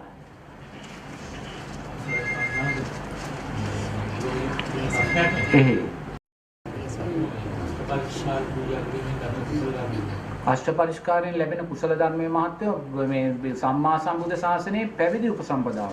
ඒහි භික්ෂු උපසම්පදාව ලැබෙනවා කියලා බුදුරජාණන් වහන්සේ දේශනා කරනවා. සමහර දාට බුදුරජාණන් වහන්සේලා සමහර ශ්‍රාවකින්ට ඒව මහාන කියලා කියද්දි එයාගේ අතට මේ සියලු දේම ලැබෙනවා.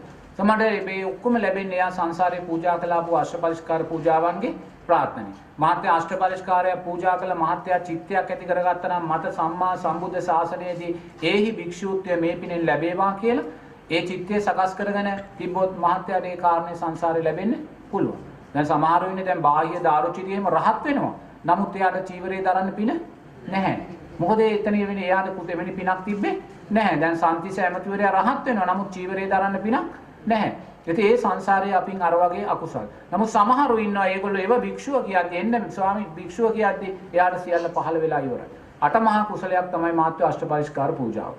පැවිදි උපසම්පදාවන තමයි ඒක හේතු වෙන්නේ. පැවිදි සම්පදාවට. බුදු පිළිම පූජා කළාම මම හිතන්නේ ප්‍රඥාව කියන කාරණේ ලැබෙනවා ඇති. ඒ පැත්තට වැඩෙනවා වැඩි. මම ඒක එච්චරම කියන්න දන්නේ නැහැ.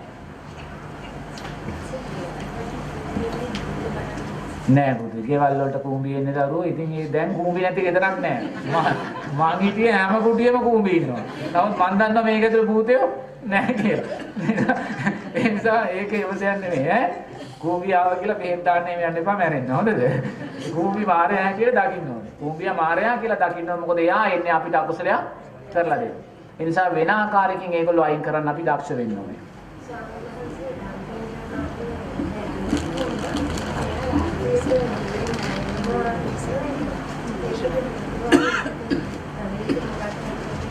නෑ හීනෙන් බය වෙනවා කියන්නේ ඉතින් එයා ඒ දවල් කාලේ එයා හිතන දේවල්ම තමයි හීනෙන් මතු කරලා ඒ පෙන්නන්නේ. තේරුණාද?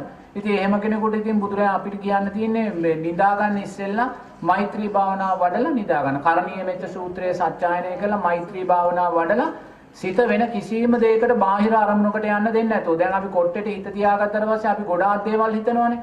හෙට දවසේ කරන්න තියෙන දේවල් හිතනවා, අද දවසේ වුණ දේවල් හිතනවා, ඊරෑ හීනෙන් දැක්ක දේවල් හිතනවා. මේවා ඔක්කොම මේ යටිහිතේ තියාගෙන තමයි අපි නිින්දට යන්නේ. ඒ නිසා කොට්ටේට ඔළුව තියාගත්තට පස්සේ ඔබ එයාට ආස්වාස ප්‍රාස්වාසයට විතරක් හිත යොමු කරන්න කියන්නේ. ඇතිවීම නැතිවීම ඇතිවීම නැතිවීම ආස්වාසයේ දකමින් නිින්දට යන්න කියන්නේ.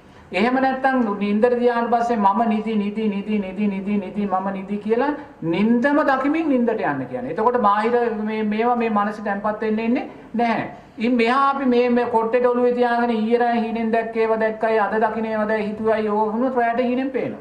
තේරෙනවද? ඒ නිසා Tamanට තියෙන හැම වෙලාවෙම නිදා ගන්න යද්දි මම නිදි කියමින් නිින්දම අරමුණු කරගෙන නිින්දට යන්න. නැත්නම් ආස්වාස ප්‍රාස්වාසයට හිත අමුරු කරගෙන මේක දකිමින් නිින්දට යන්න. ඉතින් එහෙම දෙයක් තමයි කියන්නේ. හරිද? හොඳයි. සාදුකාරයක් දෙන්න. ශ්‍රීමතුන් අප්‍රමාණ සතුටටපත් වෙන්න.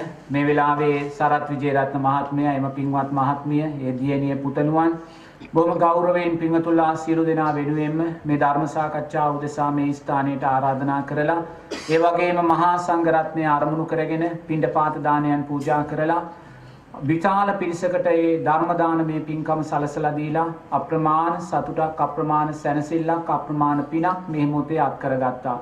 ඒ නිසා කල්පනා කරන්න මේ මොහොතේ මේ රැස් කරගත්තා වූ සියලුම පින් ඒ සරත් විජේරත්න මහත්මයාටත් එම පින්වත් මහත්මියටත් දියණිය පුතණුවන් ඇතුලේ පවුලේ සියලුම දෙනාටත් මේ මහත්මයාගේ මෑණියන් ඇතුළු ඒ රෝගීව පසුවෙන නැගෙනියටත් නිදුක් නිරෝගී සුවපත් භාවයේ පිණසම මේ පින් හේතු වේවා කියලා සාදු කියනවා. ඒ වගේම මේ රැස් කරගත්තා වූ සියලුම පින්කමට සහ සම්බන්ධ වූ ඔබ සියලු දෙනාටමත් දැක බලා සතුටුනා වූ සියලු දෙනාටමත් නිදුක් නිරෝගී සුවපත් භාවයේ පිණසම හේතු වේවා. මේ ජීවිතයේ චතුරාර්ය සත්‍ය ධර්මයන් අවබෝධ කිරීමටම මේ පින සියලුම දෙනාට හේතු වේවා කියලා සාදු කියනවා. ඒ වගේම මේ රැස් කරගත්තා වූ සියලුම පින්තුල්ලා නමින් මිය පරලෝකස් පින් බලාපොරොත්තුව ජීවත් වෙන යම් ඥාති පිරිසක් වේ නම් මේ සියලු දෙනාත් ඒ විජේරත්න මහත්මයාගේ මෙම මහත්මියගේ නමින් මිය පරලෝකස් පින් බලාපොරොත්තුව ජීවත් වෙන යම් ඥාති පිරිසක් වේ නම් මේ සියලු දෙනාත් තමන්ගේ දෑතින් කරගත්තා වූ පින්කමක් සේසිතා මේ පින දැක සතුටු වේවා අනුමෝදන්ව සතුටු වේවා කියලා මියගිය ඥාතීන් අරමුණු කරගෙන මේ පින අනුමෝදන් කරන්න ඉදම්මේ ඥාතීනං හෝතු ගාතාව කියන්න.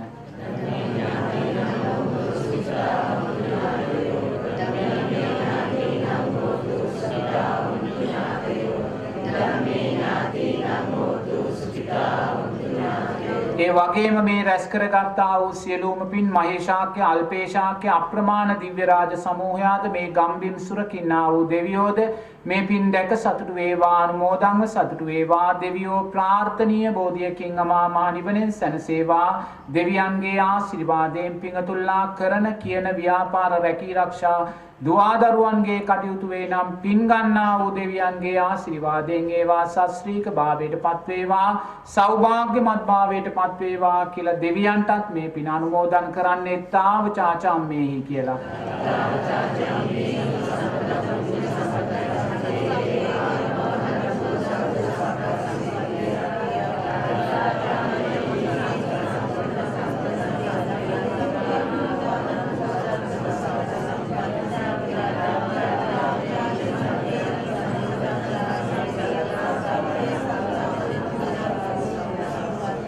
දැන් අප්‍රමාණ සතුටටපත් වෙන්න මේ ආකාරයෙන් පින්කමක් සිද්ධ කරලා තමනුත් සතුටු වෙලා මියගිය ඥාතීනුත් සතුටුභාවයටපත් කරලා දෙවියනුත් සතුටුභාවයටපත් කරලා අප්‍රමාණ සැනසෙල්ලක් ලැබුවාය කියලා සතුටු වෙන අතර මේ රැස් කරගත්තා වූ සියලුම පින් මේ ගෝර කටුක භයානක සංසාරයෙන් අත්මිදී පරම ශාන්ත නිර්වාණ අවබෝධය උදෙසාම උත්තම පාරමී ධර්මයන් වේවා කියලා මේ විදියට නිවන් ප්‍රාර්ථනා කරගන්න.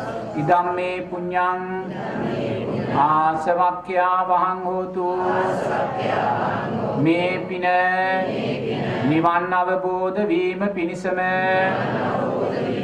හේතු වේවා. ඉමිනා පුඤ්ඤ කම්මේන මාමේ බාල සමාගමෝ සතං සමාගමෝ හෝතු. යාව නිබ්බාන පත්‍යා. මේ කුසලයෙන් නිවන් දකිනා තුරුම පස්පව් දස කුසල් කරන වාලයන්ගේද අසත් පුරුෂයන්ගේද පාප මිත්‍රයන්ගේද ආශ්‍රය නොලැබේවා. දානාදී පින්කම් කරන සීලාදී අනන්ත ගුණ පුරන විදර්ශනාදී භාවනා වඩන සත්පුරුෂයන්ගේද කල්යාණ මිත්‍රයන්ගේද බුද්ධාදී ආර්ය මහෝත්තමයන්ගේද ආශ්‍රයම ලැබේවා. දැන් පහසු ඉරියව්වකින් වාඩි වෙලා ඇස් දෙක පියාගෙන මොහොතක් භාවනා කරලා අපි මේ කටයුතු ඉවර කරමු. ඇස් දෙක පියාගෙන ආස්වාස ප්‍රාස්වාසයට මම ඉස්සෙල්ලා කිව්වා වගේ හිත යොමු කරලා ආස්වාසයේ ඇතිවීම නැතිවීම දකිමින් ඉන්න වෙන බාහිර හිත වලට ඇති වෙන්න දෙන්න එපා. මුලින්ම වේගෙන් ආස්වාස ප්‍රාස්වාසයක් අරගෙන නවත්තන්න.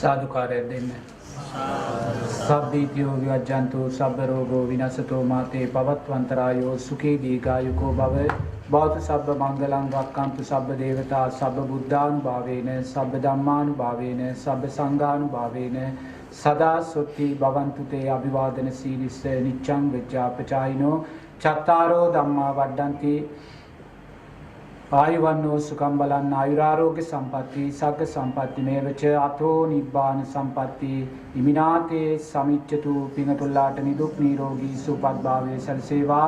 සද්ධර්ම ශ්‍රවණය කිරීමේ කුසලයේ පිංගතුල්ලාට මේ ජීවිතයේදීම චතුරාර්ය සත්‍ය ධර්මයන් අවබෝධ කිරීමට උත්තම ශක්තියක් වේවා. සුවපත් වේවා.